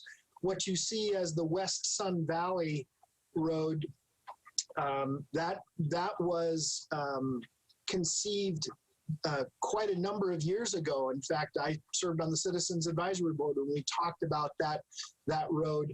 The only difference was we didn't connect it in at the bottom to the Pyramid 395 connector. It had its own interchange just below Parr Boulevard, and just did a high-speed interchange, and went across the top of Sun Valley, sort of where Chocolate is, and then connected back to 395. So I think it's important that we do respect staff's long-term thought process and the long-term planning, and leave lines on the map. And then what that also does is future generations of decision makers can decide whether those kinds of projects are viable at the time. Because certainly I shouldn't say nobody, but my crystal ball is very cloudy of what it's going to really look like in 20 years. And so I think it's prudent that we do leave a line on the map, but I also totally agree with you in terms of we've got present needs, and there's a whole bunch of them, north and south and east and west, and so I think that's what we really have to attend to while we can still look at this long-term planning. Look at how long it took us to do the Southeast Connector. That was the Tahoe Pyramid Link when I moved to town in 1980, and it was an old concept then. It had been on the books since the 60s. So sometimes it just takes time, and it takes vision, and it takes funding and desire. Thank you. Thank you very much. Do any other commissioners have any comments or questions on this slide? Okay, seeing none, moving on. Amy. Thank you. I think this is such a great discussion, because one of the questions that we've been hearing as we go is, what is the impact of COVID on the regional transportation plan? So even in the reduced travel demand during COVID, we know that the projects that are in development now, we still need for congestion reduction. Pyramid Highway, Sparks Boulevard, the congestion is still there even today with lower travel volumes. So I think it's a great distinction to make, that the projects that are in development now are absolutely the most critical needs.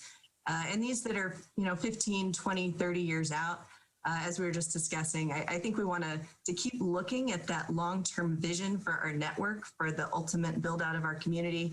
But it's a continuous planning process, and we will continue to evaluate and update as our needs change. And along those lines, long-term vision, we do have some of the additional South Meadows capacity needs here. And that is it for the roadway section. I can switch to transit unless there are other comments on roadways. Any other commissioners have any questions or comments at this time? Okay, seeing none, I know we're going to lose a commissioner at 11, so if we can scoot it along. And I apologize, I know I've been windy today. Well, we want to continue to be as efficient as we can with the limited transit operating dollars that we have. FlexRide is proving to be successful, so we see that continuing in the future for our transit system. We do have some short-term capital needs that are funded over the next 5 years. That's improving our bus stops. We want to expand 4th Street Station to the south to give us room for some more bus bays and electric charging stations, and move forward with constructing a new and fully ADA accessible northbound Peppermill Station. And those are again, near-term projects. And our long-term vision for the Rapid, of course, is to extend along West 4th Street. We have a construction complete street project in the near term, but it may be several years in the future before we have the funding to operate the BRT. So we have a phased approach there. And the Virginia line, we see that as the future of our system to extend that high frequency service down to the Melrose Highway area. Again, we don't have the funding identified for these yet, but we want to keep working towards them. Our next steps are to incorporate the feedback we've heard today, to continue our refining the plan, completing the air quality analysis, and then launching that 21-day public comment period. There'll be a public hearing at the board meeting when we bring it to you for action. So we look forward to bringing it back to you soon.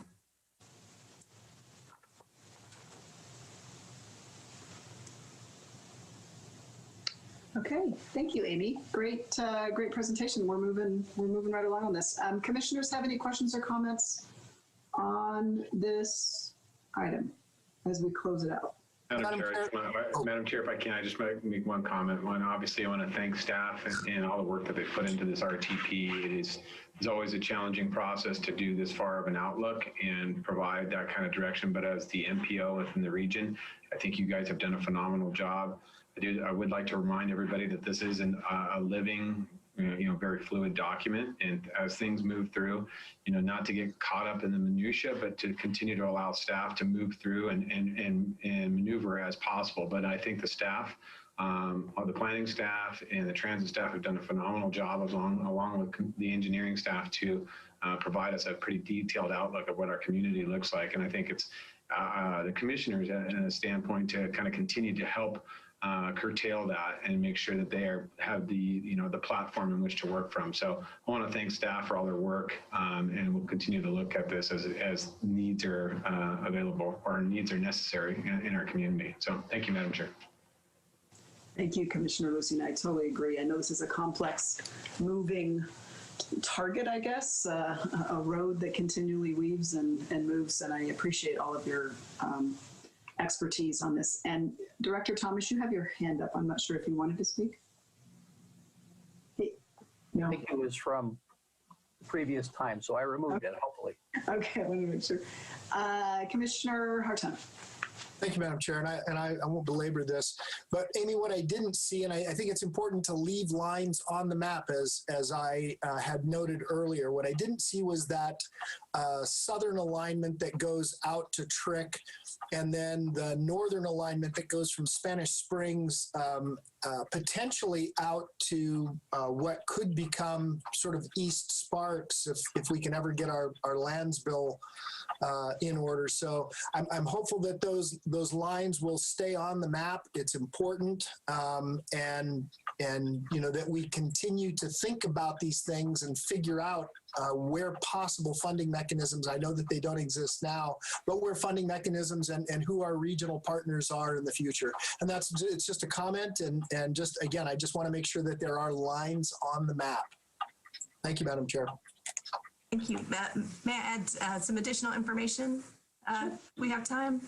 We updated the maps to really just show what's in Washoe County. So you just see this extension of South Meadows Parkway to the county line here in the out years in the south.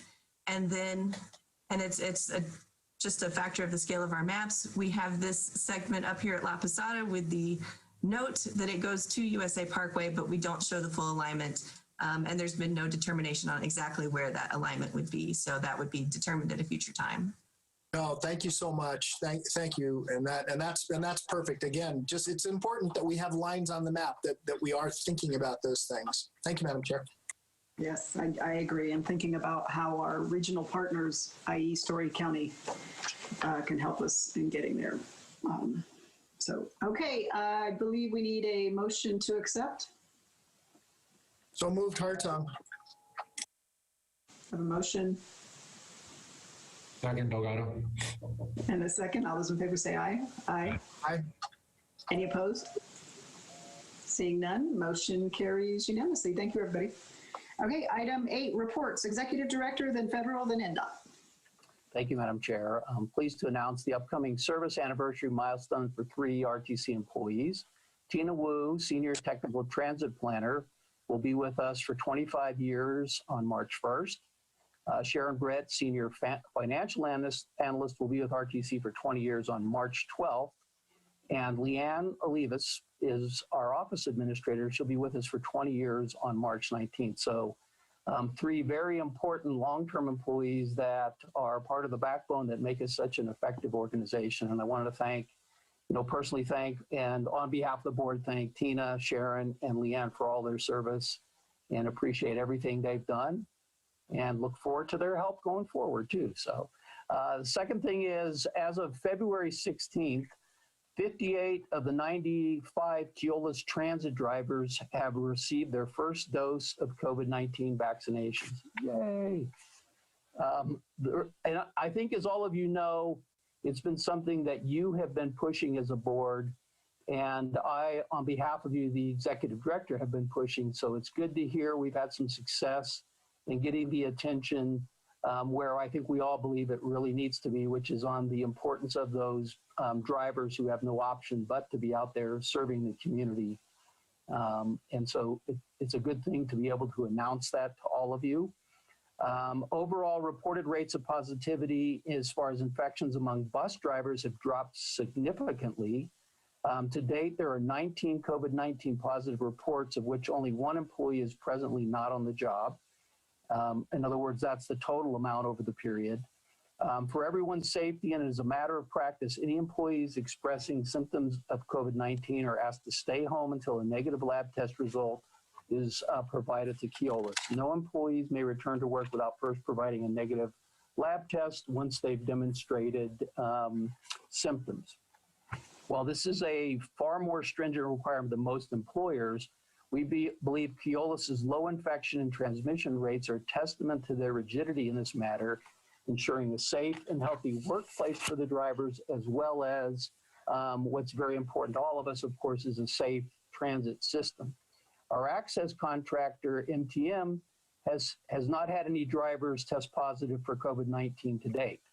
Of their 38 drivers, 24 have signed up to receive the vaccine. And just so you all know, the challenge we have for this particular group of transit service providers is we want to sequence them in so that all the drivers aren't vaccinated at the same time because of the risk of maybe having some reaction. So the best thing that I can tell you is we are moving forward and heading in the right direction in terms of vaccination. I would also, I'm sorry. Can I make a comment real quick, Mr. Thomas, on driver vaccination? Sure. Just fast.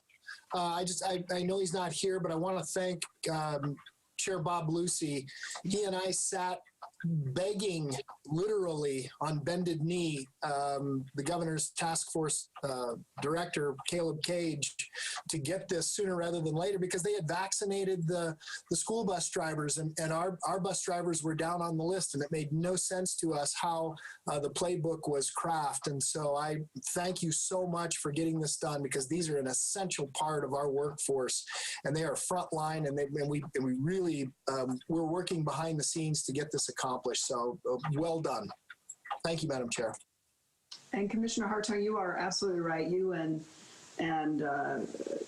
Commissioner Lucy really are to be commended for helping to, carry this voice to the appropriate parties. And we understood that there were some transit drivers in Las Vegas that were being vaccinated, and there was some confusion as to why ours weren't. And so there was advocating going on from a number of these board members and from Director Thomas as well. And it's encouraging to hear the numbers and hear that our frontline heroes are really out there, getting the vaccination. And that's incredible. And just so the board knows, I have asked Director Thomas to put these updates on every meeting going forward as far as vaccinations and infection rates with our frontline driver personnel so that we can all stay apprised. So thank you, Director Thomas. Thank you, Madam Chair, board members. And again, I'm very appreciative as your staff for all the effort that you personally put into making this happen.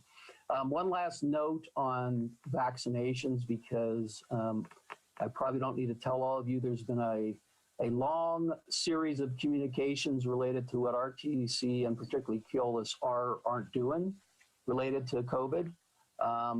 Very recently, the FTA, with the new administration, new president coming on board, and his particular interest in terms of addressing and attacking the COVID issue, FTA issued some new orders. And that one is that, and I'm going to read it to you, the primary goal of the CDC order is compliance, not enforcement. This is their words. It further provides that the CDC order that was provided as a result of the president's direction requires transit operators to use their best effort to ensure that persons wear masks while boarding and alighting a transit vehicle for the duration of the trip and within a transit facility.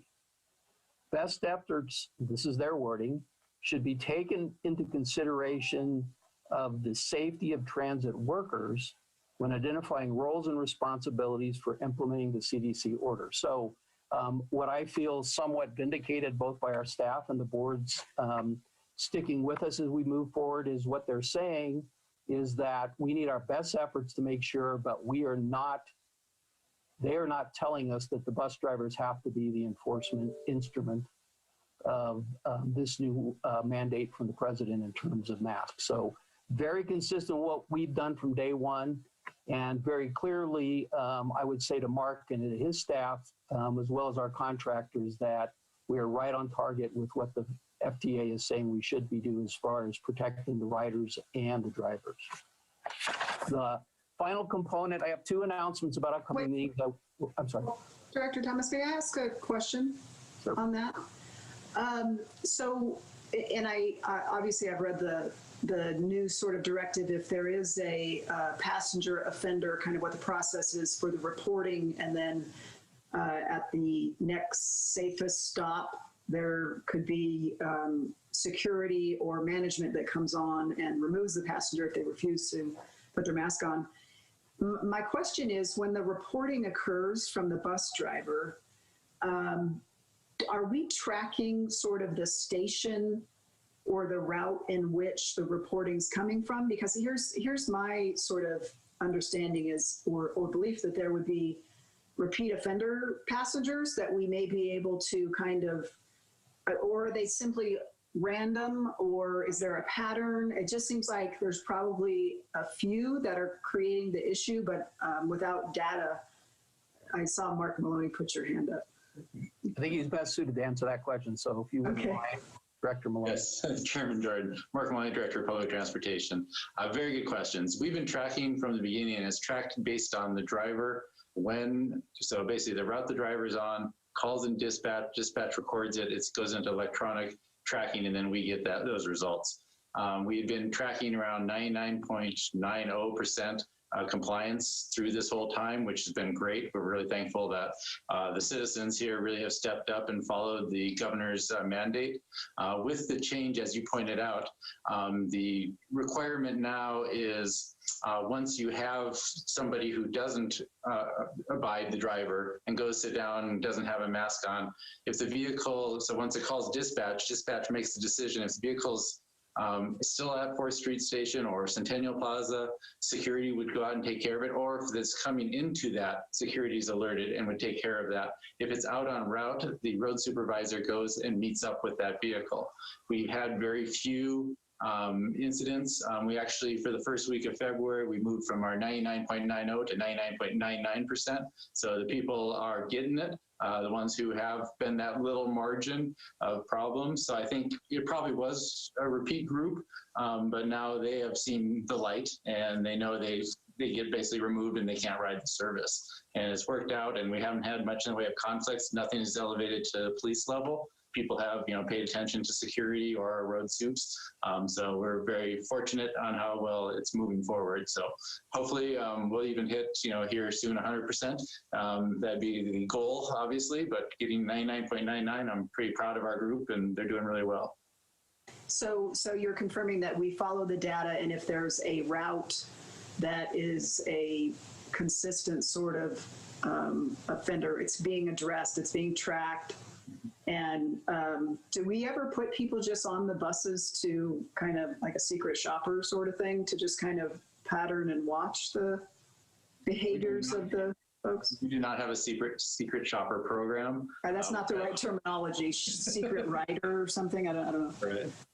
Okay. Yeah, we have talked about that kind of pre-COVID as more of a customer service side of things, but we kind of with COVID, everything's kind of gone off, and our resources are kind of more focused on meeting our COVID needs and these directives and making sure that we can address those properly. Yeah, understood. I just wonder if from a quality control standpoint, if that wouldn't be valuable. Well, all right, well, thank you. I'm sorry, Director Thomas, I kind of jumped in. Oh, I just wanted to say, just to finish up what Director Maloney was saying, we do actually, both he and, probably shouldn't say both, he and many of his staff periodically get on the buses to see what's going on. So it's not like we sit in our offices and just hear what people say. They're very diligent about randomly and periodically going on the bus to see what's going on. And that's something that he did on his own. And I've, asked him periodically what he's actually seeing. So we are checking. We are visually going onto the buses to see if what we're hearing statistically is reality. Thank you. Thank you. And our bus drivers really do deserve just huge kudos. They do. I tell you what, they have just stepped up, and I hope everybody recognizes and communicates that to them on a consistent basis, because they are so, so valued. So thank you. Absolutely. So if I may, in the interest of time, just two announcements I want to get on your calendars, everybody's calendars. The first one is the final component of Virginia Street bus, our rapid transit extension project, mouthful, is ready to launch. On Saturday, March 6th, we will open the Rapid Virginia Line extension with service from Meadowood Mall through Midtown to downtown Reno to the University of Nevada, Reno. On Monday, March 8th at 11 a.m., we will be holding a small in-person media op event at the new University Rapid Station to mark the official launch and celebration of the Rapid Virginia Line extension, weather permitting. The media op will feature a handful of speakers giving brief remarks in recognition that we're still in the pandemic, supplemented with opportunities for media interviews as requested. It will not be a public event per se, as we're being mindful of public safety during the ongoing pandemic. And then the last item is the RTC board retreat is scheduled for March 15th at 9 a.m. And it will be held in person at this point with the commissioners at the Washoe County Chambers and via Zoom to accommodate staff, presentations, and our federal lobbying partners who will also be present. Please bring, sorry, my computer came to life on its own. If you would please bring your laptop or tablet with you to the retreat, that would be beneficial, since this is going to be part in person, part Zoom. If you don't have or have a challenge in getting a laptop, please let us know. And that concludes my presentation. Thank you, Director Thomas. So the Virginia, two things, the Virginia line official opening, that's very exciting. Two things, this sort of non-event, I hate to call it that, doesn't prohibit us from having a proper party when the pandemic is lifted, when we can gather in person, correct? We have some level of funding and efforts that when we can all gather in person, we properly kick this project off, correct? Yeah, so we've struggled with that, because the kind of celebration we really want to have and you're all used to is pretty much impossible to do in these times. But as you can imagine, the further we get away from the actual event and the buses running and the people experiencing it, the less impactful it is. And since none of us know when we're going to get to the point where we can do that, but the answer is yes. As soon as we can get to the place where we can have the bigger event, we will. Okay, good. And I disagree. I think when we can party in the streets, we should party in the streets and properly celebrate this incredible project that came together. And two, at that time, I'm assuming it will be the double-decker bus with the proper wrap around. I'm not giving up on the double-decker, just so we've been. All right, moving on. Item 8.2, federal report. Thank you, Madam Chair. So each of you has, and it's part of the public record, the monthly report from our federal team. The only thing I guess I would draw attention to is, as the budget reconciliation moves forward, there are potential positive funding impacts that are assumed but not known yet. So I'm not ready to present to you what those look like and how they reflect on our ability to perform both our transit services, our roadway project services. But just be aware that we are watching it very closely with our team, and we should have more information for you at your retreat early next month. Thank you. Okay, anybody have any questions or comments on the federal report? Okay, seeing none, moving on to 8.3, NDOT. Christina. Hi, good morning. I'm sharing my screen, and I'm going to get through this because I know the meeting is running a little bit long. So Thank you so much again for the time to just update you on what's what with NDOT. As I do every month, I wanted to start with our safety update because I know it's a top priority for the RTC as well as a top priority for us at NDOT. Unfortunately, we're only in February, and already in January, the numbers of fatalities on our roads are higher than they were last year. Fortunately, I should say, in Washoe County, in January, they were 20% down compared to January of 2020. And pedestrian deaths were also lower in January this year than they were last year. Unrestrained motorist fatalities, however, increased year over year, including some in our rural counties. And the Department of Public Safety, Office of Traffic Safety has said that unrestrained motorist fatalities are going to be a top focus area for the Zero Fatalities program this year. I know we had a little bit of a conversation last month about why they are unrestrained, and that's going to definitely be a focus area of the Office of Traffic Safety this year. You'll notice also on the slide that the top causes that we attribute the fatalities to remain impairment and speeding. And so much of this is behavioral. And so we just want to make sure everybody understands their role in keeping themselves and others safe on the roadway. And then, as I've been doing for the past probably about a year, I wanted to share a story that involved injuries. Luckily, it was not a fatality, but it definitely could have been if things were just slightly different. On February 3rd, a reckless driver believed to be impaired by drugs was involved in a rollover crash on eastbound I-80. NHP said the driver was in a stolen vehicle, was involved in a hit and run, and it resulted in the rollover near the 395 connector at the Spaghetti Bowl.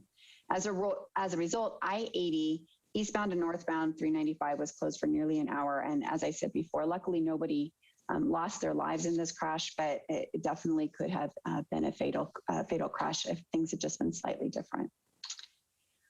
As per your request, and of course, happy to do this, I wanted to provide you with an update on SBX. Over the past month, the crews have successfully demolished several sections of certain bridges during those marathon weekend closures.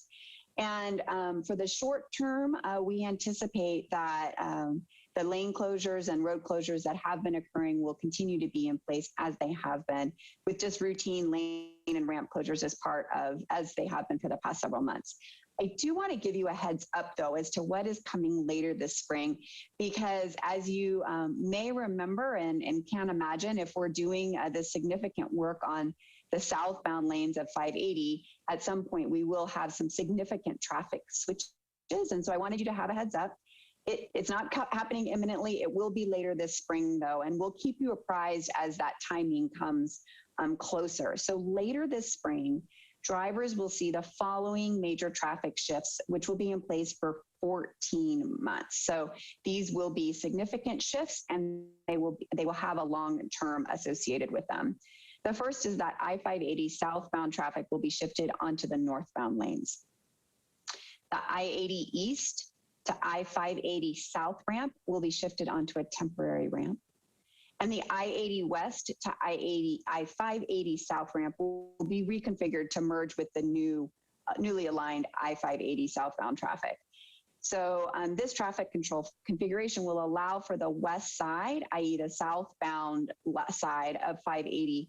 It will allow for those improvements to be completed, including the changes to the interchanges at Mill and Second.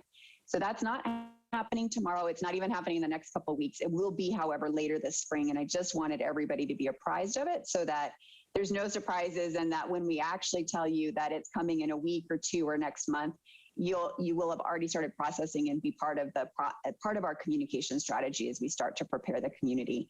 We do have a name for this shift. Whenever we have really significant shifts and significant impacts, we try to label and brand those so that everybody's aware of what's going on. And it's going to be called the Big Merge. The Big Merge, to remind motorists to drive attentively with the merge patterns that will have been changed during the work zone. And again, later this spring, and it'll last for approximately 14 months. And otherwise, the project is remaining on schedule, and we're looking at concluding the project in late fall of 2022. Earlier in the meeting, Mr. McGee mentioned that we have a construction project up in the Tahoe Basin, and indeed we do, and I wanted to give you an update on this project. At our board meeting just last week, earlier this month, they approved a contract for a 2-year project to repave and enhance nearly 15 miles of state routes 28 and 431 around Incline Village. The mountain highways were last fully reconstructed almost 14 years ago, and they see as many as 10,000 vehicles per day, which is why the transit program will be incredible and it will help alleviate some of that traffic. The community will be able to anticipate intermittent lane closures and up to 30-minute delays on sections of State Route 28 between Crystal Bay and south of Sand Harbor State Park, and on Mount Rose Highway from Incline Village to the Tahoe Rim Trailhead at the summit. The $35 million project will take place, like I said, in the summer months this year and next summer. Because of the weather, we are constrained with our construction season. Improvements will include on State Route 28 from the Nevada-California border to south of Sand Harbor State Park. We'll be repaving. We'll do some cross-slope reconstructions for enhanced roadway alignment and drainage. There's an aging timber retaining wall on State Route 28 near Memorial Point Lookout that will be reinforced with a soil nail wall. And we'll be doing some drainage improvements where Marlette Creek crosses underneath State Route 28 to really enhance water quality and ensure additional stormwater treatment before reaching Lake Tahoe, recognizing our impact and that of travelers on the clarity and the health of the lake. On State Route 431, as a Mount Rose Highway, from State Route 28 roundabout and incline to the trailhead at Mount Rose Summit, we'll be repaving and constructing new concrete barrier rail at select sites along the corridor. We'll, of course, keep everyone apprised as the construction begins and continues through the 2 summer seasons. As you know, we are in session at the Nevada legislative session. We are working to make sure to educate and support the lawmakers, the governor's office, and stakeholders on important transportation issues. We have a team that is actively focused on it. And, we really appreciate our partnership with the RTC. We have been working closely together through, since I've been here. So last session through the interim. And I really do look forward to continuing that partnership. In fact, last night I just had a phone call with Director Thomas and MJ Maynard from RTC Southern Nevada about some potential improvements to a bill that we have out there. So I'm happy to continue answering any questions and really looking forward to working together. A lot of the biggest challenges we face as a state are in our transportation space are challenges that we have to work on together. It's not an NDOT problem. It's not an RTC problem. It's not a local city or county problem. It's a community problem that we have to work on together. So I really do appreciate the partnership. And then in November, I announced a new member of our executive leadership team. And then last month, I announced retirements of our executive leadership team. So Jeff, he was the new member in November, and he had stepped into the assistant director role of engineering. I didn't want to leave our deputy director role of operations and maintenance vacant until we could do a full recruitment on that. So Jeff has graciously accepted the appointment to acting deputy director of operations and maintenance. He's already in that role. He's already really working closely with our district engineers and making sure that we're staying on top of the challenges that we face in that space. I'm happy to have him. I don't know what the final recruitment will look like. We actually have a bill request in to change the qualifications for that role. So we're starting our recruitment and we'll see where that goes. But in the meantime, Jeff is serving in the role, and his other role is now vacant as we try to manage the demands of the whole team. So thank you so much. That concludes my report.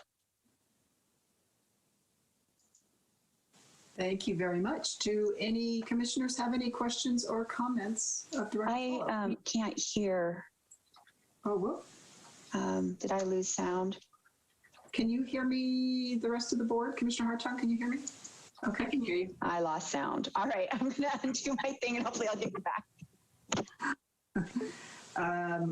Okay, well, if Director Swallow can't hear us, Commissioner Hartung, did you have a question? No? Or her. I know, that's why maybe what we'll do is we'll move on and then we'll come back. We can come back, yeah. Can you hear us now, Christina? Nope, she cannot. Okay, well, we're going to come back to you, Christina, if you pick up any of this when hopefully your sound comes back. All right, we're going to move on. Item 9, Commissioner announcements. Try that, maybe. Can you hear me now? Yeah, I'm going to turn the volume. Okay, there we go. Okay, Commissioner. I thought that was a quick way for me to get out of comments and questions. Nope. Commissioner Hartung, did you have a question or a comment? Well, I was just going to thank you for sharing the nice photograph of the street clock out front of the legislature. Great item. It's near and dear to my heart. Are we thinking about doing, or are we in the middle of doing a road safety audit on that north section of Pyramid Highway from just south of Egyptian to the end of the valley and on Pyramid, Director Swallow? And I'm sorry, I'm not trying to, dog you on that stuff, but I think it's very important for us to understand how the traffic patterns might be changed through an audit, or made safer rather through an audit. Commissioner Hartung, thank you for the question. I know you've asked me about this before, and I think I even covered it in a previous report. I don't recall the timing of the road safety audit, but I know we had a conversation about it. So I will get back to you on that with the timing, but I know you've asked about it, and I thought we said we had one scheduled, but I don't know when it's planned to start. It's, and the reason I bring this up, and again, I'm not trying to be the nipping animal at your heels, but it's treacherous getting out of some of those side streets. We have a small pit that we've had for years that belongs to the Donovan family that's on the east side of Pyramid Highway. It's out in the north end of the valley. Getting those trucks across that highway it is treacherous. Getting across the highway, coming out of the Ryder homes, it's again treacherous.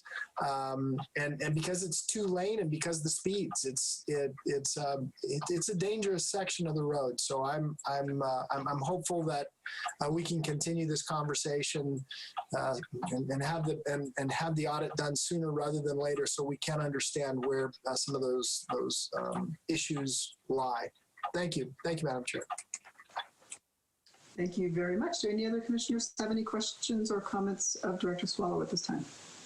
Okay, seeing none, moving on to commissioner announcements and updates. Do we have any commissioners that wish to any updates at this time? Or I think this is also for future agenda items, correct? It's not worded that way. Yes, this is where you can request future agenda items also. Oh, it does say it. I apologize. I didn't see the end of the sentence does say it. Do any commissioners have any questions, comments, or future agenda items? Madam Chair.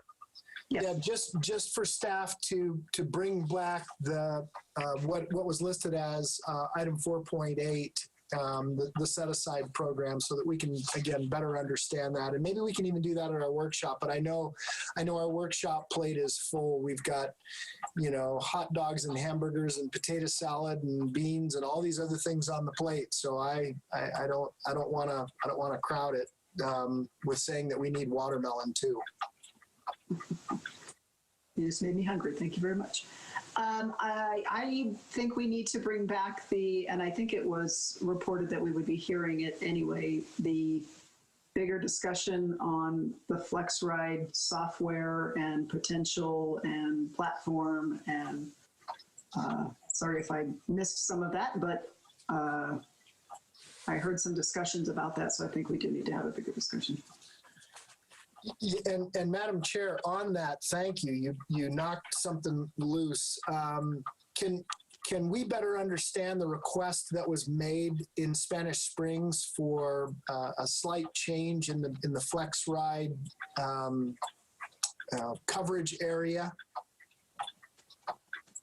I know that something came in because there was an issue that this particular constituent was having, but I'd like to better understand it and Commissioner Hartung? See what we're doing. Yes. She was actually requesting access, to have access out that way. Okay, and I referred her over to the FlexRide, which she was very happy about.